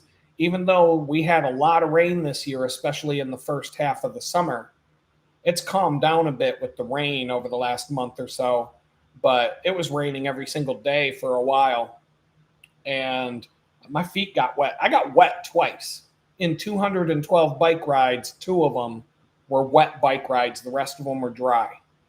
Most of them are sunny and nice, beautiful. 211 miles in a week was my longest week, and that was February during Valentine's Day Massacre week at the bakery. That was our busiest week of the year. I worked every day. April had a couple of weeks above 160 miles because I was looking for a place to live, and I was going on some long bike rides for that. But the general trend has kind of gone down a little bit since April. January, I went 141. February was 484. March was 589. April was 530. May was 399. June was 461. July was 417. And August was 411. Why did I just share my screen? I keep forgetting I can do that. Training calendar. A second here. Should have just had that going. There we go. So this is my year tally. So you can see 589, 530, 399 for May, 461, 417, 411. I was kind of getting into this 400 mile a month rhythm for June, July, and August. But then you can see in September, the bars stop. You can see that last little bar right there. And that was the day I bought my car. And now I'm taking a bicycle vacation. So I haven't rode in the last 2 weeks, and I'm not planning on riding again until October 18th, which is a Saturday. That would be the next time I feel like I'm going to. So Jared's asking, are you feeling more rested? Yes. Have I felt rested every day? No. It's an up and down kind of thing, but I was showing you my Garmin body battery. I'm just going to show you something interesting that popped up on that. Let's get into here, and body battery, 4 weeks. So you can see on September 20th, so I bought the car, I bought the car on September 21st. And then September 22nd, I went to the bakery And that was Monday, and that was the day I drove to work. Drove to the tax office, got my license plates, and drove home. Made a couple of stops on the way home. The next morning, my body battery was 100% when I woke up in the morning. And that almost never happens. You can go back a long time. You'll see here, 95%. You can kind of see, like, okay, that was 97%. It was right there. February 20th was last time I got 100% when I woke up to where my battery was fully charged. Now, this graph really does show it. You can see February through March, I had ups and downs. The biking, a lot of these low days are Saturdays. I don't have to look. I can almost tell you that every time there's a really low dip, it's a Saturday morning where I have no energy to begin with, and then I would have to go to the bakery and work all day. Almost always. But you can see that there's a lot of just really burned out, low energy with a couple of spikes positive here and there, March to April. You can see that in April, you can just see that I'm generally low on energy. And then you can see that when I moved, June 1st, it started to pick up a little bit. You can see that it's generally a little bit higher than it was after I moved. That gave me a little bit more energy, but it's still not great. Here's July, lots of low energy days, but August, it starts to pick up a little bit. You can see I have more high energy days. I'm trying to do things. I'm trying to be more conscious of this starting in July. So I'm trying to get better sleep and better rest and stuff like that. Taking more active approach. But you can see September, it really picked up. You can see my energy levels a lot higher in September, even though I'm burned out. Up until the day I bought the car, you can still see that I was able to recover some energy over the last month or so. And then we're up to today. Today was 91% when I woke up. But to get that 100%, that's happened twice this year. And the second time it happened was the day after I got my car on the road legally. And so I thought that was pretty telling. But I do feel like my energy is up and down still. That had to be Saturday, Sunday, Monday, Tuesday. Saturday, Sunday, Monday, Tuesday, Wednesday, Thursday. Yeah. So this was Saturday, Saturday, Saturday, Saturday. I don't even have to look. I can tell every Saturday when I go to that bakery, I'm dead. On a 7-day cycle, I never feel good when I get up to go to that job on Saturdays. So I'm hoping. Now, this was last Saturday, even with having the car.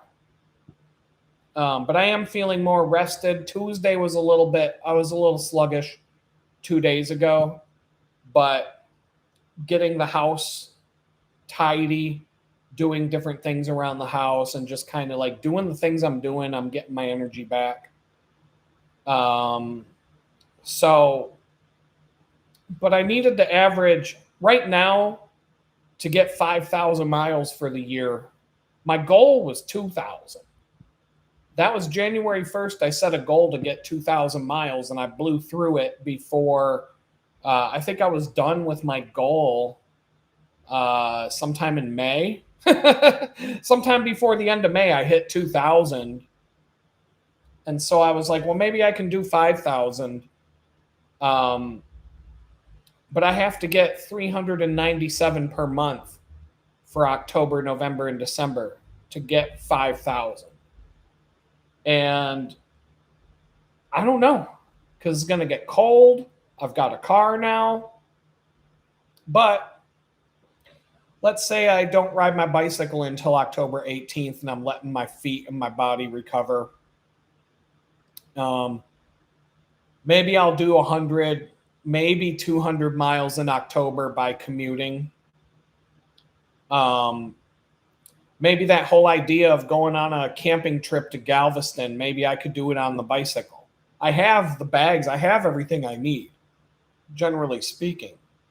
And I don't have to ride my bike anymore to go to the bakery and stuff. So, what if I took a couple of days, maybe a 3-day window? It's 110 miles each way to the state park from where I live to the beach. So, if I was fully recovered, I could ride 110 miles in a day to get there, leave early in the morning, get there to relax, chill. Maybe the next day, just go on a quick bike ride up and down Galveston and just enjoy the area. And then on the third day, ride home. Maybe make it 4 days. I don't know. I don't know what the weather's going to be in November because it's going to start to get, I don't know when summer really ended last year, but I would say around Thanksgiving last year was when I started waking up in the morning and it was in the 40s, 45, 50 degrees in the morning instead of 80, 70. So I've got until Thanksgiving to do something like that, but I don't know. I think if I was going to go, I think what the more likely scenario is that I'll go to Galveston and take a bicycle with me and park at a campsite and ride my bike around Galveston Island and chill. But I don't know if I'm going to get 5,000 miles now. And I kept saying if I find a car between now and the end of the year, I may not make my goal. I would have had to do it if I didn't get a car, but I could also, maybe I just want to go on a bike ride for fun where I'm not carrying a big heavy backpack with me and I just take a little bag under the seat and put like a tire patch kit and basic tools and just ride with nothing on my back and just enjoy being on a bicycle for once without having to carry all this extra stuff with me and just cycle for enjoyment. Maybe I could get some extra miles doing that. I don't know. I want to shoot some videos on the bike. I've got the gear to do it. I don't know. I got to rest, and my feet are starting to feel good, especially in the last few days. I don't know. I might get out my photography equipment and start going through the damage that was done there and seeing what can be what's what, and see if I can start taking cameras out and doing some professional photo shoots, going on bike rides to go shoot photos. I don't know, but I can ride my bike for fun now.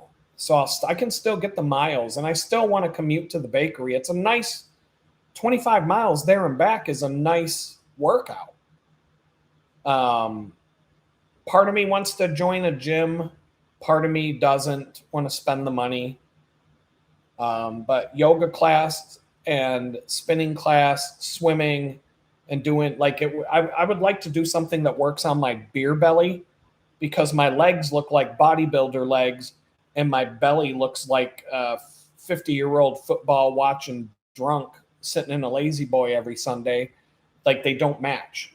Parts of my body that don't get worked out on the bicycle don't match the parts that have 4,000 miles on them. Like my legs don't match my belly, and there's just different things going on that my flexibility is all shot to hell. I don't know. It would be cheaper to join a gym and take classes than to take classes somewhere. So I don't know, but I don't want to spend the money. But if I don't do anything for fun anyway. So it's not like, I don't know. I don't really know. I've been putting that off, but there is now that I have a car, I have more options. But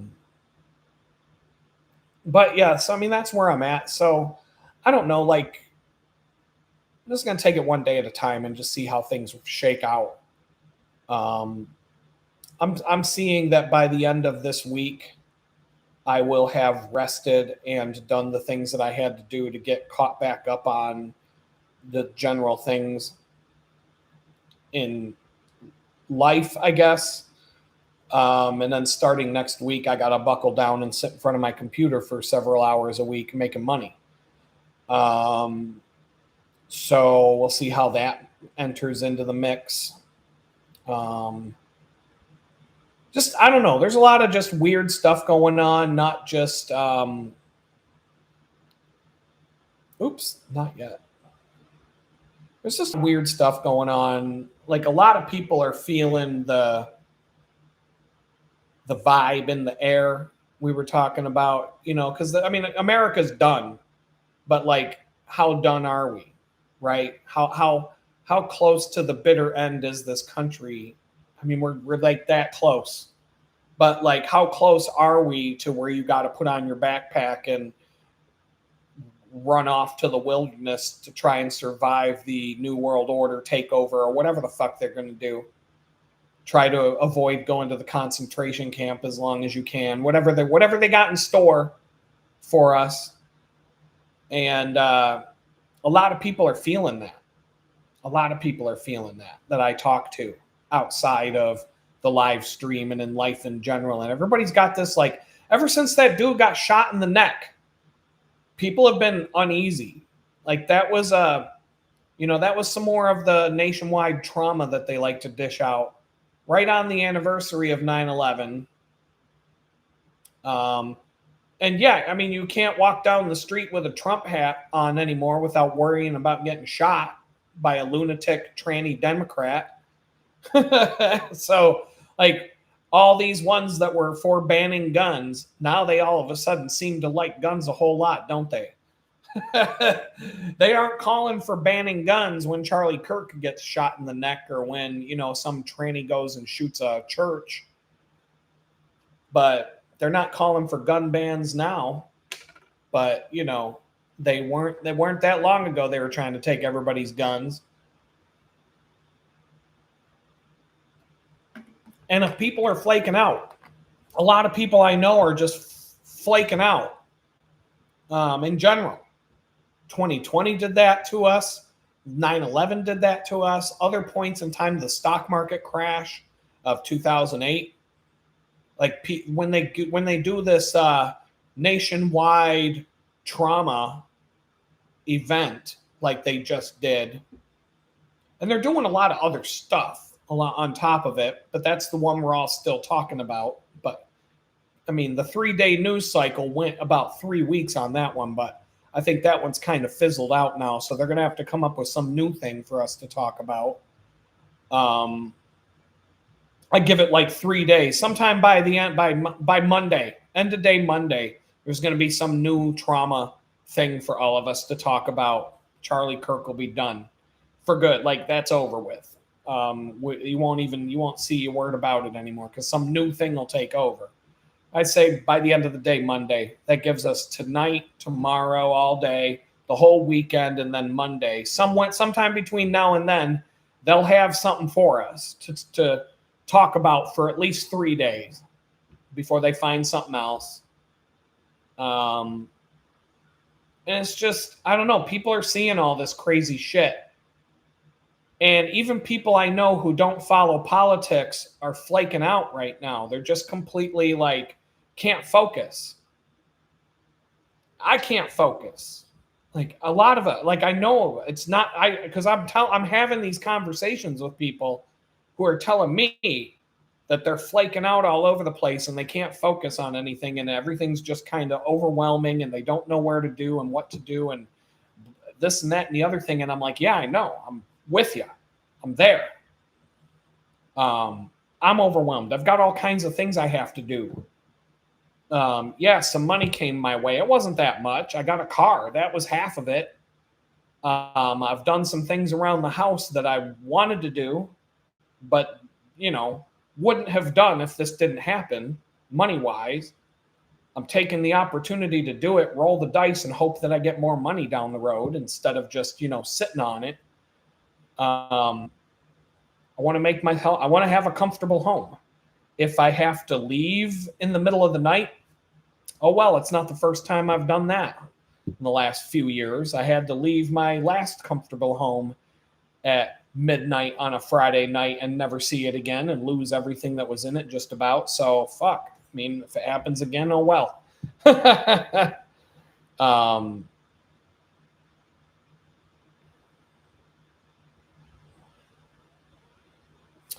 son's dad left him a 96 pickup that you could take anywhere. They wouldn't be able to flip. I almost bought a mid 90s Jeep Cherokee. That was one of the vehicles I was going to look at. I had one lined up to go look at. The exterior was well done, well maintained, beefed up, had a snorkel intake. It had lift kit, new big wheels, big tires. It was repainted, beautiful. LED headlights, really, really nicely done. But the interior was beat, like really beat, like I just couldn't do it. I didn't feel like that would be a good daily driver, and its age and everything. Like, I know those things last forever. They do. I would trust the engine. I mean, I don't think you even need to put oil in that engine. It will still run. You could probably put anything that's oil-like in the engine, and it would probably be fine with it. Those things last forever. But I don't know. This Volkswagen came up, and Toyota Corolla came up. But I do kind of wish I had a four-wheel drive vehicle that could go anywhere. And, Houston does flood. So having a lifted vehicle that gives me like an extra 3 feet of flood to get out of town. My car is going to be underwater before this thing has to die. So like having a lifted up vehicle that can drive through a flood might be the difference of getting out of town or drown, or your vehicle being underwater. So I don't know. I'll second guess myself all day long. I had a low budget to work with. It was like an episode of Top Gear where Jeremy and the gang get $5,000 to go out and buy a car, and they all show up with some jalopy and they go on some adventure, and the cars break down the whole time they're out on their adventure, but they somehow get to the end, and it makes for a funny show. That's basically that was my budget. My budget was a Top Gear jalopy episode. So we'll see what happens. Angels says she's just moved to a tiny apartment and can't get her shit together to unpack and organize. Well, I mean, I know you've shared some of the stuff that you've been through, and I wouldn't be able to get my shit together and pack and do all that either. My only advice, which I'm no expert, because if you saw my place right now, you'd know I'm in no position to talk about cleanliness and organizing and stuff. I mean, if you looked at it a week ago and then looked at it today, you could say, okay, yeah, he's made some progress. But I feel like pick small things to get done. Like, there was a time a long time ago, I'm talking like decades ago, I had a stack, because this was back before everything was digital. And so I had paperwork and papers and bond papers. I had paper boxes. I don't know if you know, like the boxes that reams of paper come in when you buy them by the case. I had paper boxes from an office I worked at filled with papers. 10 to 15 of these boxes stacked. Papers. 10 to 15 years worth of paperwork. Papers of all kinds of shit. And it was overwhelming. So these just sat in storage and in different places around my house. Anytime I needed some important thing, some important document, I would have to go digging through these fucking boxes. 10 to 15 paper boxes. Papers just thrown in there. No organization. No, the only thing you could say was, well, this box seems to have the stuff that happened around that time, it looks like, this is the 1998 through 99 box. And, like crazy amounts. And so one day I was like sick of it. Like totally like I'm done. And so I set a timer. I had a kitchen timer. I just turned the knob to an hour. And I would take a box. And for 1 hour, I would sort the papers in the box into piles on my floor. And I just took up the whole floor. Here's this. Here's that. Here's that. Anything that I could throw away. Anything I felt like I had to keep for one reason or another. But 1 hour, that's it. When that timer went beep, beep, beep, beep, beep, when it was done, I would get a bunch of folders, manila folders. Every pile on the floor went into a manila folder, and then I just stacked those manila folders. And so like once a day, once every other day, 1 hour. I would just take an hour, set a timer for it, force myself to do it for an hour. And within a week, I already had like 1 or 2 boxes done out of the 10 or 15 boxes. And I would say within a month and a half, because sometimes I would set that thing for an hour, but I would go for 3 hours and be fine with it. Sometimes I'd go 3 days without doing it. But anytime I was like, I worked from home. So anytime I was just like, anyway, I'd set that timer for an hour. By the time it was all said and done, I condensed the 10 to 15 boxes worth of crap down to a file cabinet, a 2-drawer filing cabinet, everything that I needed to keep organized and keep paperwork of fit in that filing cabinet, the 2 drawers, and all organized. Everything was perfectly organized, and like I knew where everything was. 1 hour at a time. I couldn't do it any other way. I couldn't just sit down and say, okay, next weekend I'm going to tackle this and get it done. The only way I could do it was just force myself to do it for an hour at a time. My desk that sits next to me where I'm sitting here, it's got 4 big drawers of stuff plus a desk area where you can shove papers and stuff into it. It's kind of bad, but that's the same approach I got to take with that desk. I just haven't done it yet. So I bought this thing one day when I moved to Houston. I bought a file box. It's got a bunch of hanging folders in it, and I've got file folders. I've got folders to put in here. Every single piece of paper in that desk.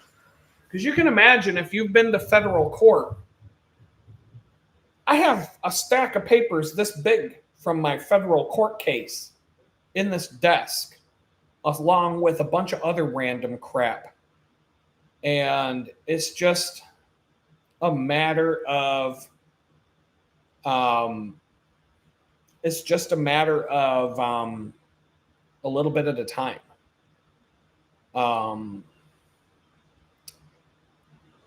What were your piles named? I mean, they were just whatever they were. Car insurance, the name of my vehicle, Jeep Liberty, whatever, or Jeep Cherokee, whatever, 96 Jeep Cherokee. But I will get most of the papers that are in this desk right now will be gone. I don't need them. There's just certain things, like when I got that letter in the mail saying that this bank had all this money for me.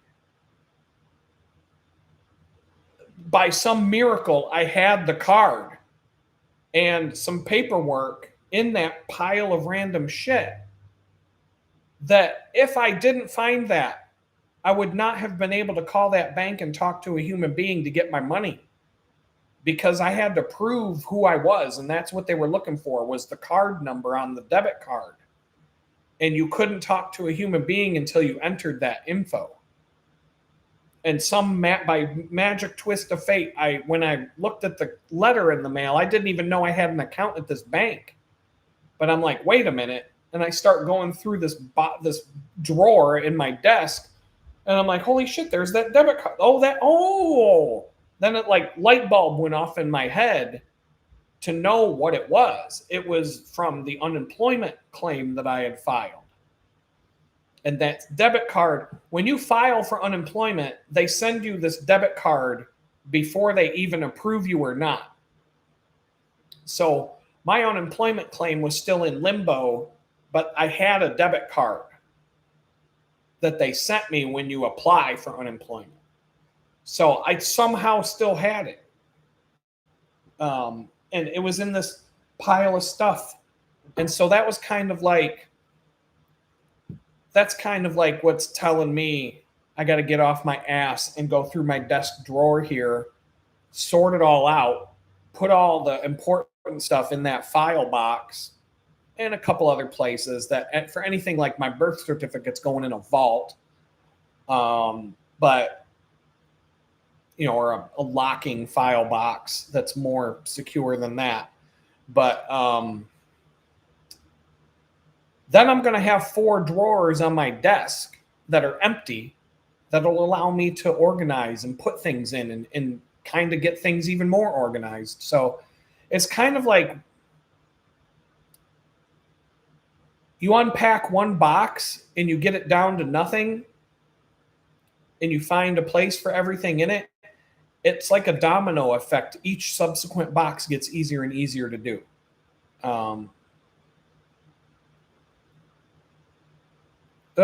Yeah. I mean, I couldn't even imagine, like, I haven't seen my kids. I haven't seen my daughter. I haven't seen my daughter since before the arrest. I haven't seen my son but one time. But at least they're there. I can talk to them on the phone. I can call them.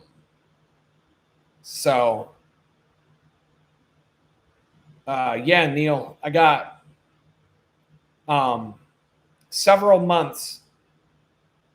So I got fired for not taking the vaccine, and Pennsylvania denied my unemployment.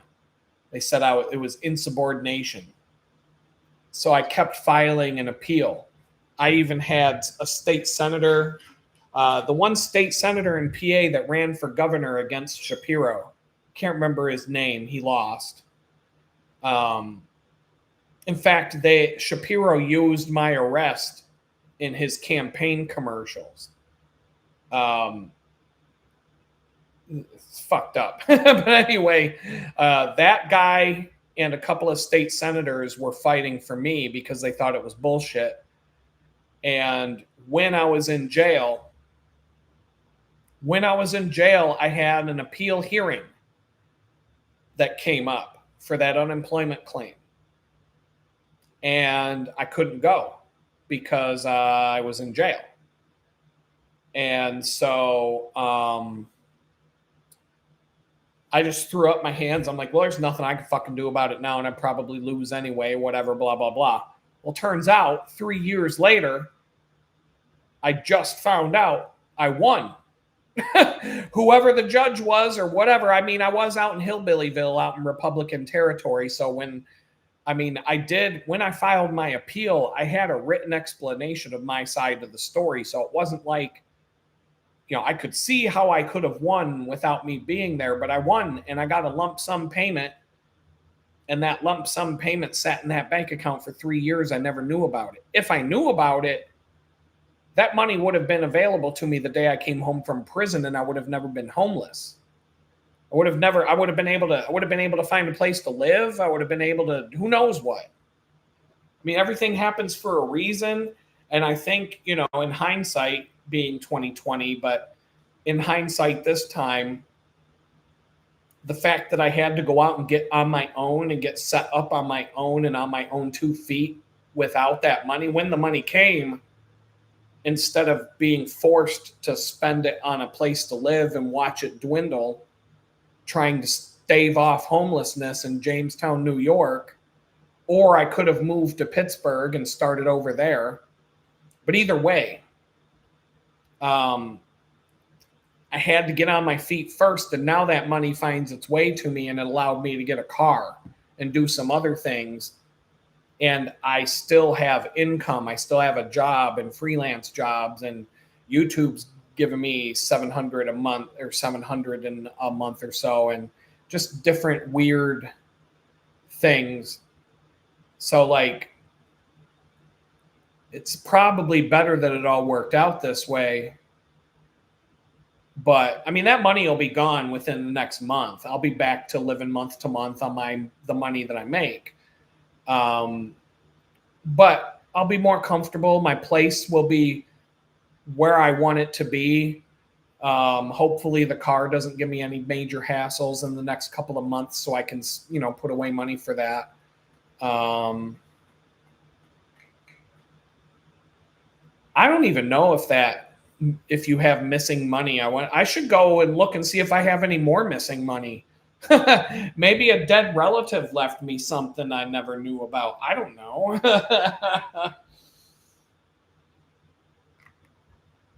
I was thinking about going to play the lottery. Why not? Seems like luck's on my side lately.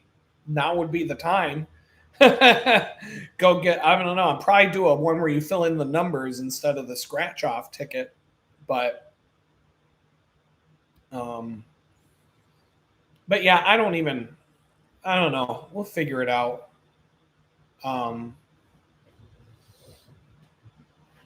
There were a couple other interesting developments that may be going on, but I'm not sure about it yet. So I'll hold off on talking about it until I know more.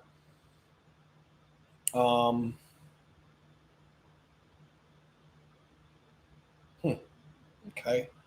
But yeah, it's been an interesting. Things really started to go in the right direction when I moved into this place where I live right now. Today, for the last 3 days, they put notices on our property about a month and a half ago. AT&T is running fiber optic lines up and down the street. Well, they're doing it now. There's been a plethora of Spanish-speaking individuals up and down the street all week long, digging trenches and running cables under. They're running fiber optic lines all up and down the street. So I might be able to get some real banging internet here, like gigabit. It's something like 1 gigabit up and down, like same upload and download speed if you're on fiber. That might hold. Wow. And it might be like the same, maybe just a little bit more than what I pay for T-Mobile's. T-Mobile hasn't been bad though. I'm not going to, when I do a review of that, it's going to have to be like night and day, because I think T-Mobile is 100% dependent on your location. You'll either have a good or a bad experience with it. And right now, I moved my T-Mobile router to a different window right next to the window it was in, because I felt like the thing is too close to my head at night and it's microwaving my brain. So I decided to move it to the other side of the room. My connection speed went up 100 megabits per second just by switching windows. It went up even more just by putting it in I don't know what the other window has that they're on. The two windows are like 6 feet apart. I don't know why one window was better than the other, but I should have done that when I first moved here. Wow, 16 gigabits per second up and down, 70 a month. Woo! But yeah, this T-Mobile right now, it's giving me 700 megabits down and like 60 or 70 up. For a Wi-Fi based router, that's not bad. Not bad at all. But if I can get gigabit up and down, 1 gigabit up and down, steady both directions. Okay, yeah, I see. My eyesight's a little bad right now. 1 gigabit, yeah. But I mean, I'm getting over 700 down on a freaking T-Mobile router. It's crazy. And then, I mean, and it was like 600 before I moved it to the other window. So I'm like, well, it's like I had no idea that the two went. I mean, they're both facing the same side of the house. I don't know what's the difference, but it made a big difference in my speed just changing windows. But at the other place, when I was living in that tool shed, oh my God, it was terrible. It was absolutely, there was no way I could do a live stream from there. No way in hell. Not with the upload speed I had. I could barely do a Zoom meeting.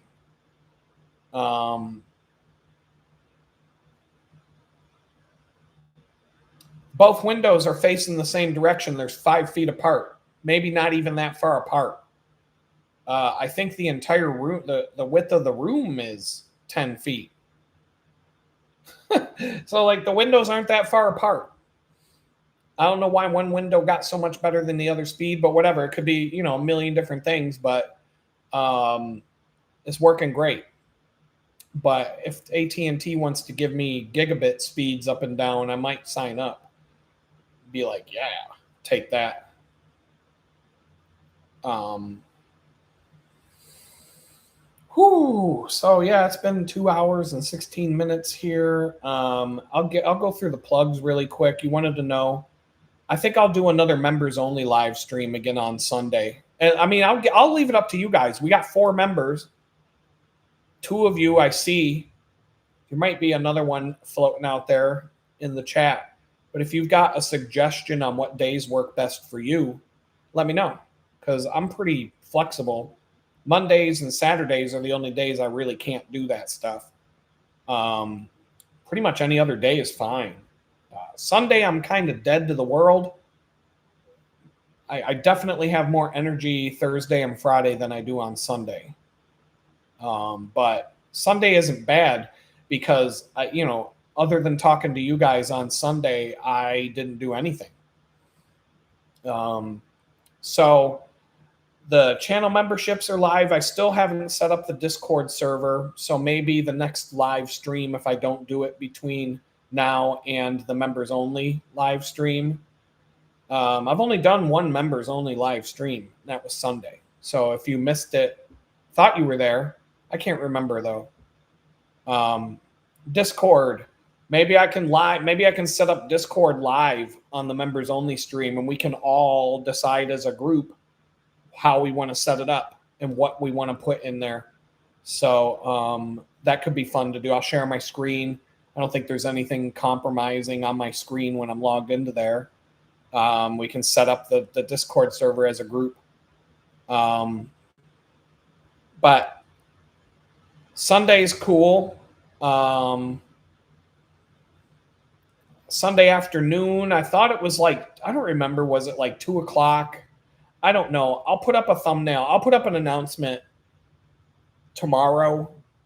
I'll put up a thumbnail. So check on the channel tomorrow afternoon. I'll figure out a time and I'll just kind of stick to it.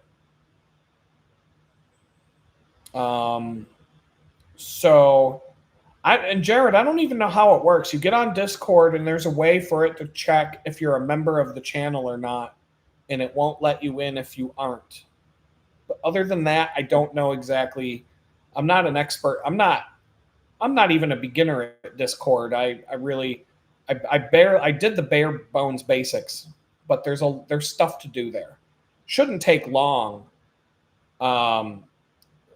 Blue Sky, we should make you one of the moderators or whatever, because you seem to know Discord pretty well. So if you want that, you can do it. But we can all just kind of chip in, decide what we want to put up there. I mean, I could even put like recipes. I just got a bomb ass mac and cheese recipe I need to try, and so like I've got a bunch of recipes. I need a place to put them. That could be something to go up there. I've got a whole like notebook full of recipes, written and digital.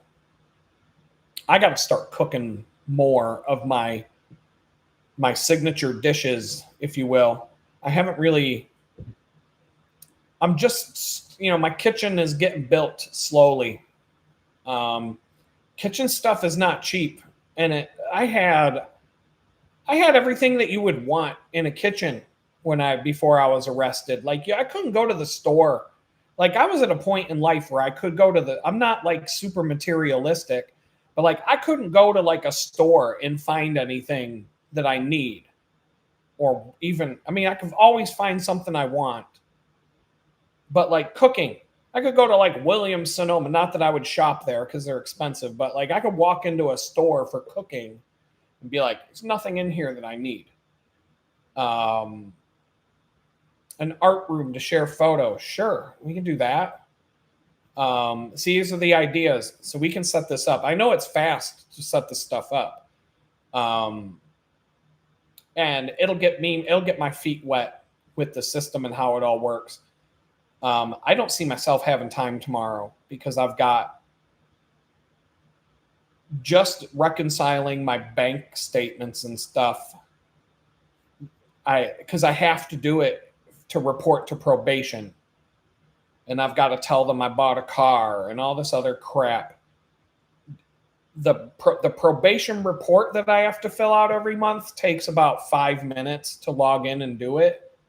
But all the stuff that I have to do before I do that so that I know what to put in for all the number, that takes time.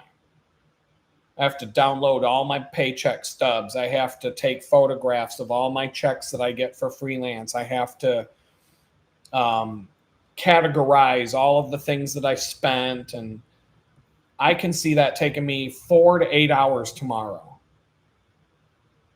because I put it off for a whole month. September 2nd was my last entry in my ledger. In the general ledger that has all the accounts, every transaction from every account goes into one ledger, and in the system I use. And September 2nd is where it left off. So, and I'm like, oh my God, there's a lot of stuff between September 2nd and now. Not looking forward to it, but once I get in the rhythm, it shouldn't be as bad. It's probably not as bad as I think. But anyway, the membership, custom badges and emojis. I have not done. Throw out some. I think the members only, whatever, it's like Vegas. What happens in the members only live stream stays in the members only live stream. I'll even make the replays members only. So if you want to see what's going on, if you want to be hip to what's going on, you got to join. $2 a month.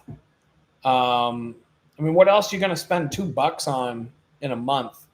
Are you going to save up for 3 months to get a $5 hooker at a truck stop? Or are you going to be a member of the channel for 3 months in a row for $6? I don't know. I don't know. I know where I would spend my money. So, but anyway, we've got custom badges and emojis. The little icon, so blue sky, she's got her little star next to her name. I can customize all of those. So, yes, it would definitely blue sky. It would, getting off, just to be done with that crap would be motivation enough to file a motion for early release. But it's kind of like I'm chasing my tail. I'm constantly having to do this. Like, I'm going to spend all day tomorrow. It's not just for probation, by the way. Like, I could just make up a bunch of bullshit and they'd probably be fine with it. I want to know where my money goes and how much I'm spending on this, that, and the other thing. I got to tell you how much I spent at Tim Hortons, probably down to like within $1 when I was in Jamestown and homeless. I could tell you how much I spent on subs at the grocery store for lunch. I could tell you pretty detailed. I know, like, transportation's kind of funny on my probation report because I put all my bicycling expenses. So 1 month my transportation expenses might be $4, and then another month it might be like 400 something, and then the next month might be 22. And but the probation officer knows that I'm putting bicycle expenses in there because I don't have a car. So he thinks it's funny. I mean, he laughed about it. But like, normally they'd be like, okay, gasoline, tolls, car insurance might count for that, et cetera, et cetera. I got really bad. I was really bad with paying my bills on time and knowing when they were due and all of that stuff. So I started using accounting software to track everything. And when I did that, all of a sudden I started paying my bills on time and I was never late. And if I was late, it was because I screwed up and I would be like 1 day late. Like after I get off of this chat, I should log in and pay my cell phone bill, for example. But I probably will forget until tomorrow. I don't even think they'll charge me a late fee for that. But tracking that stuff made a huge difference, and it made my credit score go up. It really fixed a lot of problems that I had. And this was before I was arrested. I went from being sloppy to being on it, and it snowballed. It was a snowball effect where my financial life started to improve dramatically, and I could point it all back to taking it just tracking everything I do and everything I spend, and knowing what the due dates are. And once a week looking and saying, okay, this is what's coming up next week. Bang, bang, bang. Every time I get a paycheck, I would pretty much sit down. And it's the same as it is now. I might go. There were times back then where I would go a month without updating. And I would right now, I'm kind of I'm starting to panic a little bit because I don't know what's what right now. I don't know what goes where, when, and how, and what's coming in, where, what, and where from, and all. It's all just kind of a blur. So when I sit down and do that, it all snaps into place. And I'm like, okay, I know exactly what to do. I know exactly how much I can spend on groceries. I know what's coming down the road. So for the YouTube members, I can make custom emojis and custom icons for the members. But, look at that little circle with the star in it. It has to be something simple because that's how small they are. So, but I can customize all of that. Right now, I'm allowed to do 4 emojis. And it says if I get one more member to join, I can do 6 emojis. So if somebody wants to join who hasn't joined yet, we'll get 6 emojis. And I can do it pretty quick. I can do it pretty quick. But they have to be simple. They can't be complex detail, because you can see the little star next to Blue Sky when she chats, when she posts in the chat. Or look at the smiley face with the sunglasses that she posted as the emoji. That's how small that's how much detail we're allowed. That's anything with a lot of intricate detail, you're just not going to see it. It's all going to just blur up. So, but yeah, I mean, if you guys have suggestions, we need a middle finger emoji for when the trolls show up. So I'll pretty much, a good middle finger emoji. Probably, I see emojis that I can add too, and there's tons of them. So we got all the faces covered. So it's it should be really custom emojis that you can't find anywhere else, or that you don't see in this list that pops up when I click on. There's tons of emojis here for me that I can pick from when I hit that button. So I got to think of some good stuff that are specific to the channel, or specific to us, that are you. I don't know. I think you can only use them if you're a member. So I'll think about that. I'll put some thought into that. After I get 8 members, so I need 4 more, it says that the profile photos will show up on the homepage of my channel and in different places under the videos when I post videos. So if you want to, 4 more people want to jump on, you'll all get you all get to show off on the homepage of the channel. Um, and so there's some other stuff with the memberships. But the plugs, just to continue going through the plugs, the regular live stream is Thursday night, like tonight, 6 to 8 p.m. You've seen that just 8 p.m. comes by pretty quick, and I'm still here. So, whatever happens, happens. That's fine with me. Sunday, I'll do the members only live stream. I don't know what time. That could change depending on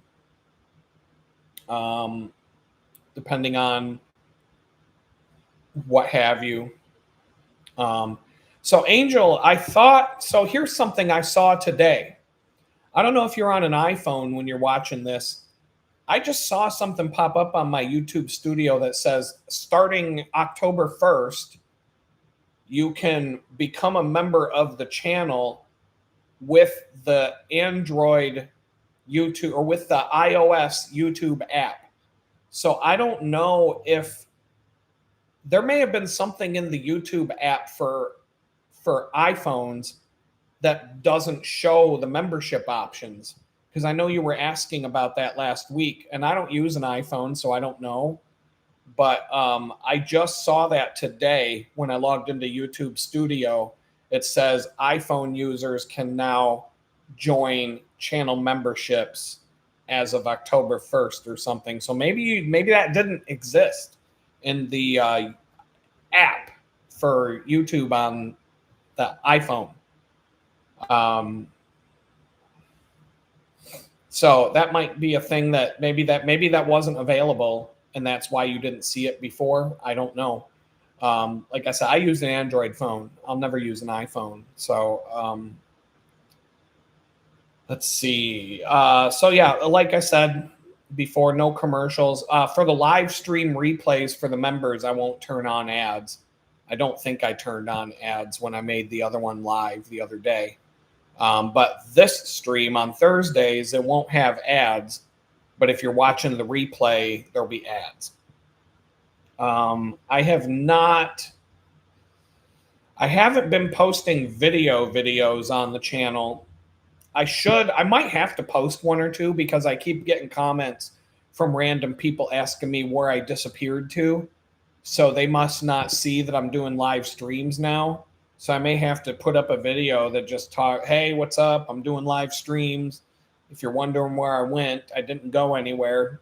Click the live tab. Maybe YouTube's not doing a good job informing people of that when they come. I mean, I see other people's channels that I follow. I see their live streams and their video posts. But I don't know. It's different for everybody. It's definitely hurting my YouTube money not posting those videos every day. I was getting a payout every month from them, but now it's looking like every 2 or 3 months at the pace I'm at now, because not as many people I'm not posting as many videos. I'm not posting as many videos, and the live streams don't have ads, and that's fine. I made that decision, and I knew that's what would happen. So I'm always playing the long game and trying to do things that are better for the long term, not, trying to make pennies in the short term. So, but yeah, I want to start posting better videos, less quantity, better quality when I do edited video posts on the channel. There's a bunch of bicycle videos I want to do. Part of the reason I'm cleaning up my place is to start doing that. My free YouTube money's supposed to be here in 60 days. I showed it at the beginning of the stream today. I got an official email from them. So it'll show up in AdSense. I'll probably get paid November 20th. They always pay out around the 20th of the month for the previous month's earnings.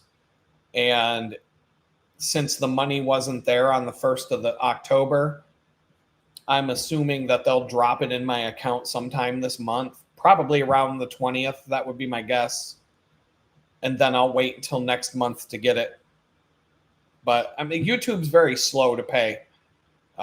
If you get into a rhythm where they're paying you every month, it works out. Like if you're a big channel and you're making thousands of dollars a month, you're getting a check on the 20th, or you're getting a direct deposit on the 20th of every month. But my channel is still, I would have to, when I was posting videos every single day, even though they were delayed, and people were giving me shade about that here and there, but I get it. I wasn't my favorite thing to do either, but it was generating enough revenue to get paid every month from them, for like 3 or 4 months in a row. So I kept doing it.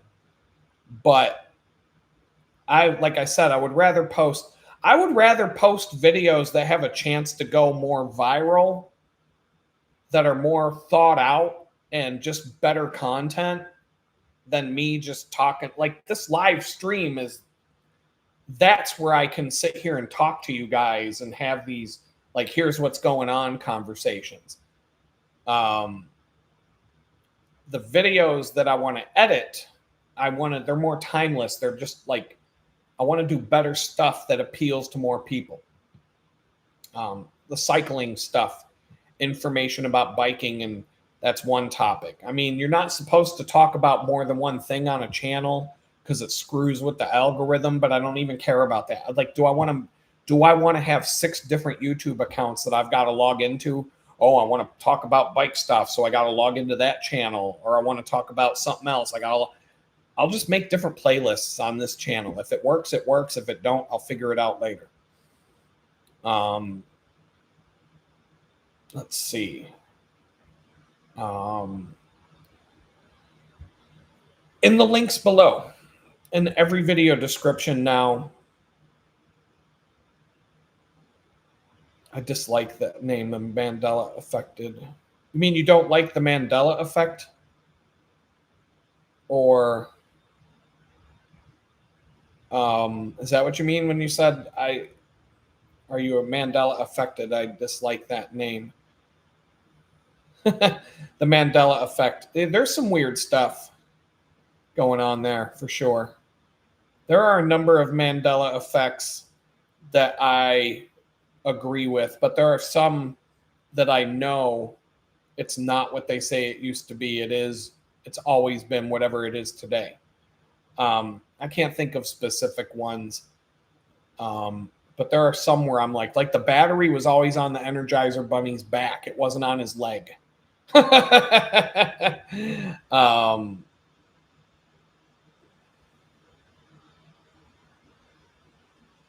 don't like the title.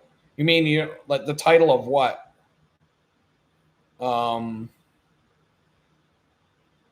So in the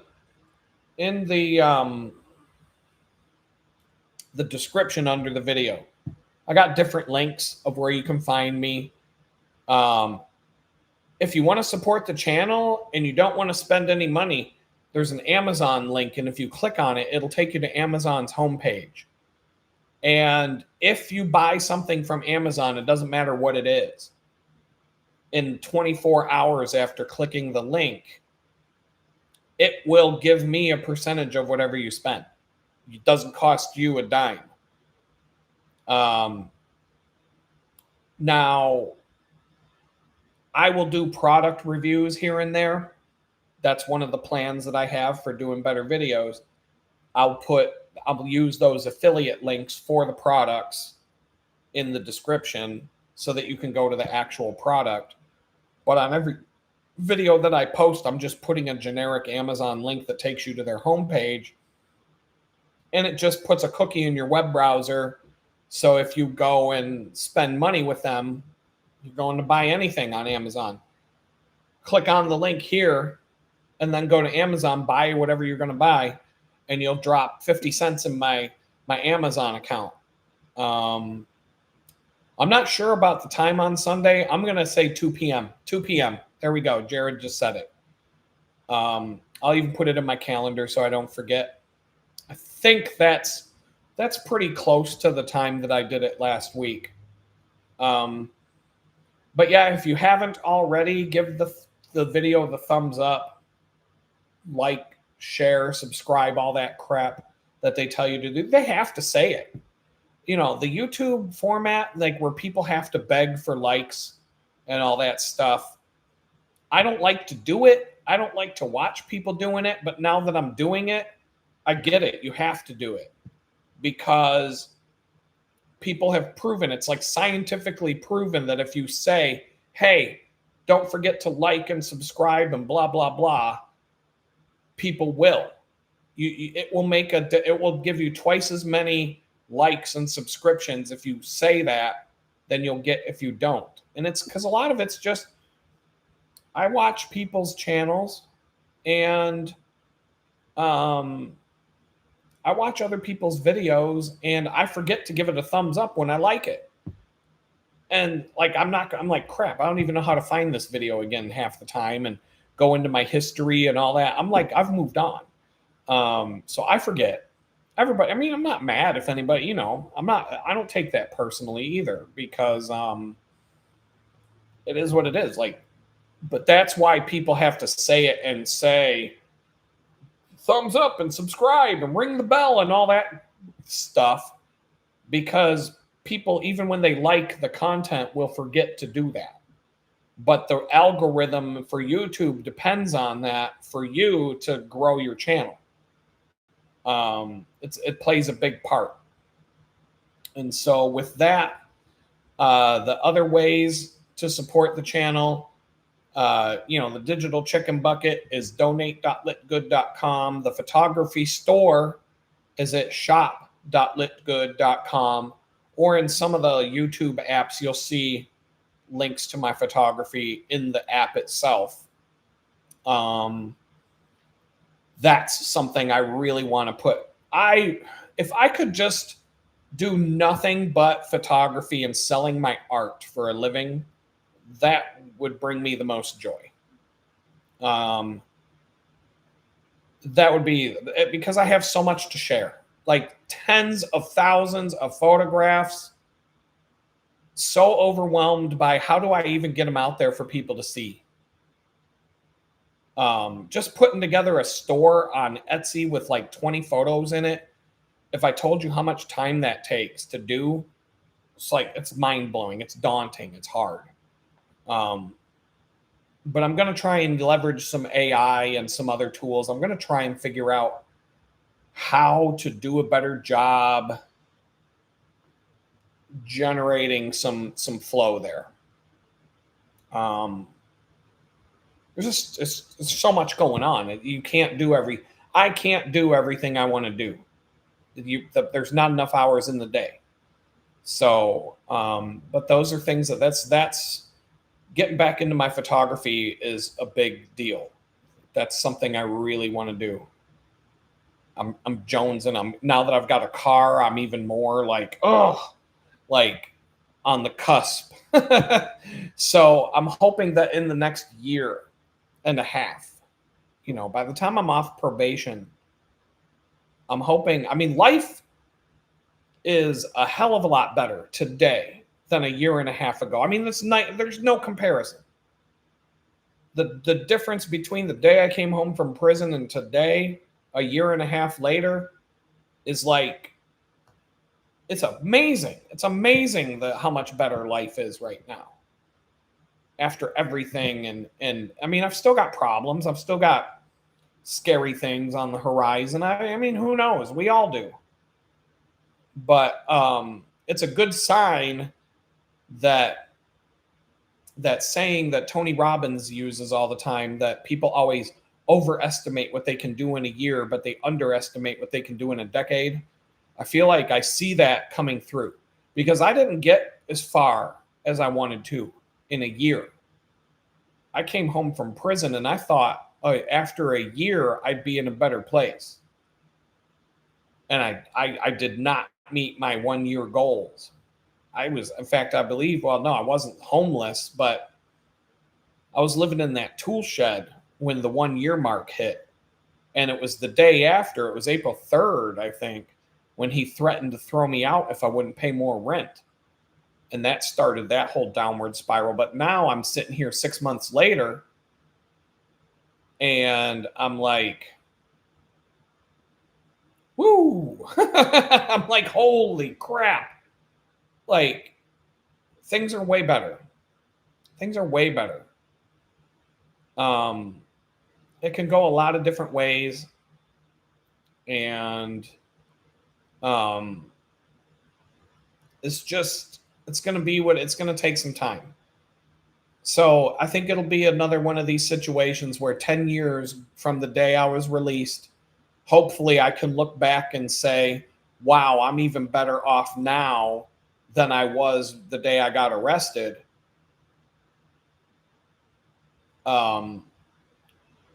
But after the first year of my release, I felt like I was behind. I thought I'd have a car by now. I thought I'd have a better job. I thought things would be a little bit farther along in a year than they were, and they weren't.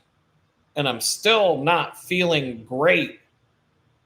But then I can also look back a year and a half ago and be like, but things are so much better now than they were a year and a half ago. Nobody would ever argue that. Nobody would even so I can see it from both sides. Things aren't moving fast enough, but I've come a long way.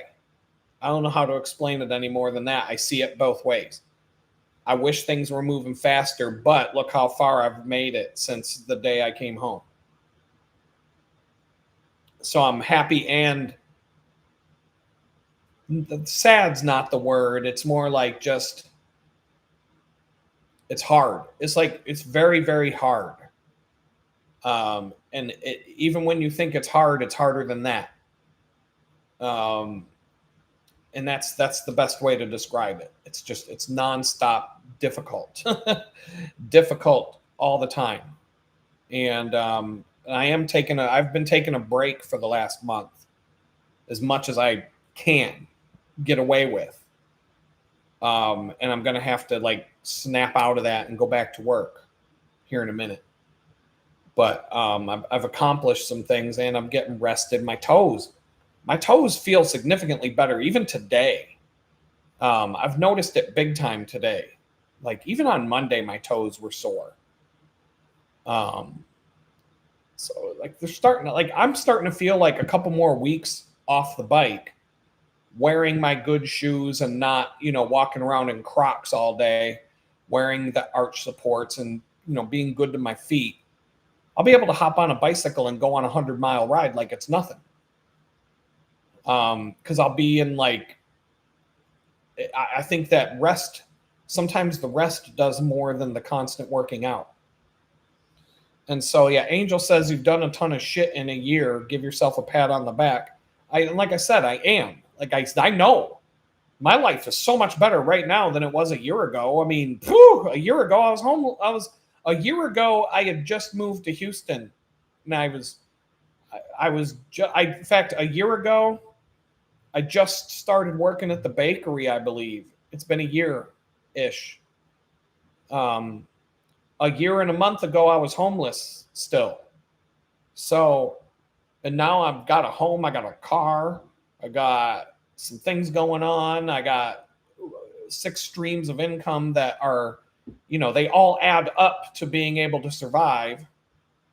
And I'm just eking it out. I hope in the next year I can solidify a better rhythm there, income-wise, and be a little more comfortable and regular. When my lease is up here in, I'm on month 5, so 7 more months. June 1st of next year, I'll be done with my lease here, and it goes month to month. I would love to be in a position where I could go get a better place to live, and it's a suitable place where my son could come and spend time. I think how crowded it is at his mom's house, I could see him thinking it might be something attractive for him to do to live with his dad and have some space in a bedroom, you know, more privacy and space to live in. If I could set that up for him in order to be able to do that. But I mean, it is a long way to go from where he lives, and there's other factors there. But you know, my goal is to be able to at least offer that. Whether he wants to do it or not, that's a whole nother thing. But my goal is, you know, this tiny little place I'm living in right now is not the place for that. But if I can somehow afford to get my hands on something better, where that could be that would be a nice, a year from now, if I could do that, I would feel, you know, like I accomplished something. And you know, it's not just me, it's the good Lord above is going to have to help me out with that, because I'm not going to be able to do that on my own. So let's see. So I talked about, pretty much that was everything I had to talk about, plus some. Does your slumlord rented out the tool shed yet? I don't know. His ad got flagged on Craigslist, and it takes more than one person to flag it before it disappears. But when I had the ad bookmarked, and one day I look and it said this ad has been flagged for removal, and I'm like, boom! And I never flagged it myself because I wanted to see. My prediction was that he would rent it out to somebody, and then it would be available for rent in 2 months, 2 months later. And with an increase in the rent, like I thought he'd end up renting it to somebody, cave in, maybe rent it out for less money, and then turn around and do the same thing to the next tenant that he tried to do to me. But he must have pissed off somebody because they flagged his ad. And it takes I don't know how many people it takes, but it takes more than one person flagging an ad on Craigslist to make Craigslist delete it from being flagged too much. So he did something. He put a lot of crap in that ad that wasn't quite. He put a lot of misleading stuff in the ad, so people might have gone to look at the place and flagged him for that alone. They might have gone and looked at it and said, wow, what a fucking dump. He's lying about this, that, and the other thing. Flag. Who knows? I don't know. I haven't seen it show back up, though. So I'm guessing that he rented it out. I've ridden my bike and driven past the place a couple of times in the last few weeks.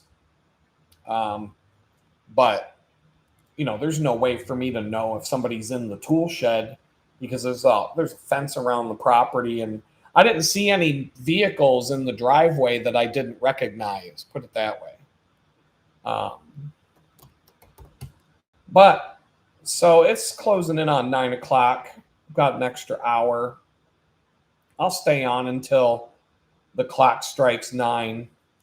I'm actually looking on Craigslist right now just to see, because you got my curiosity aroused thinking about that. But I get a little bit. Here we go. Housing, all. No, I'm not seeing it. Unless.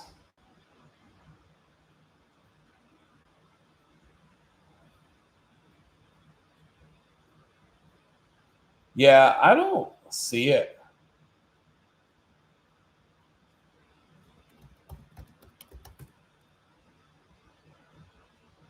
I don't see it.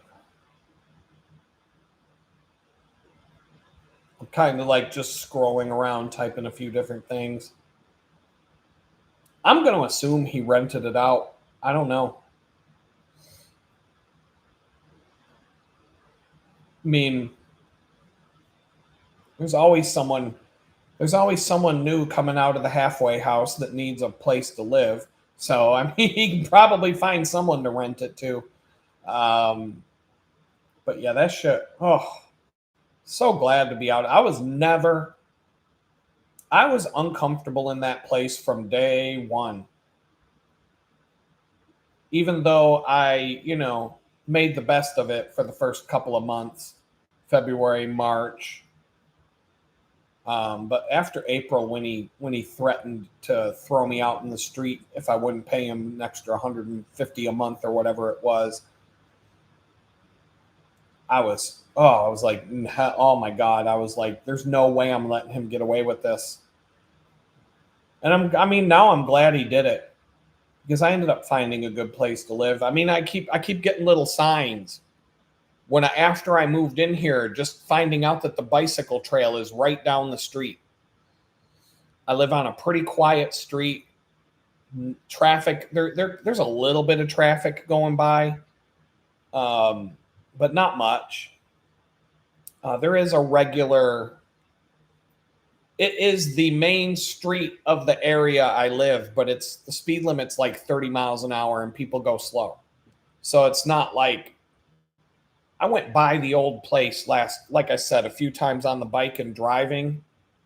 Absolutely crazy. The noise level, the traffic, especially when I rode by on my bike, I was like, wow. I was like so shocked at how obnoxious it was over there compared to where I live here, quiet-wise. There's a park at the end of my street. I've never even explored it. Why not? Now I can drive down there. It's 3/4 of a mile away. There's hiking trails all over this park. I might, now that I've mentioned this to myself, why not go down there tomorrow or Tuesday or one of the days in the next week and go hike the trails? There's tons of hiking trails down there.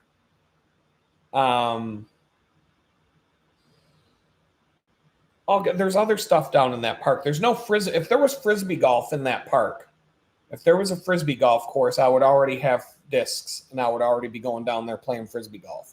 But now I can play frisbee golf. That's a free thing. That's, other than buying some frisbees, getting my starter kit. I used to have a bag full of discs. I wasn't a serious frisbee golf player, but I played for a long time. And you collect frisbee. If you play that for 10 years or more, you'll collect a number of frisbees. I mean, there used to be bars that we would go drink at, and you'd get a free golf disc for ordering a pitcher of beer or something with the brewery's logo on it or some crap. I mean, I got frisbees all galore. It was a big thing in Pittsburgh. Ultimate frisbee and frisbee golf. A lot of people play that stuff in Pittsburgh, and there's courses everywhere. And there's a lot of courses here in Houston. There's one right next to where my friend used to live. Not too far away. Pretty nice one. 18 holes, I believe. But I can go do that stuff now. That's something I can just do for fun. Get a couple of frisbees, and it's free from there. You just drive. I mean, I've never seen a frisbee golf course that you had to pay for. I think sometimes they put them on golf courses where they might put a frisbee golf basket here and there on a regular golf course at a country club. And so you'd have to pay to play there. But I don't know. Yeah, I'm scrolling through Craigslist and I don't see any ads for that moldy old tool shed anywhere. And I wouldn't be surprised if that place got infested with mold, because the corner shower thing, that piece of crap shower, had that water was going right in to the frame. Water was going all behind that shower surround. It wasn't surrounding anything. That shower was crap. There was, I would not be surprised in the least.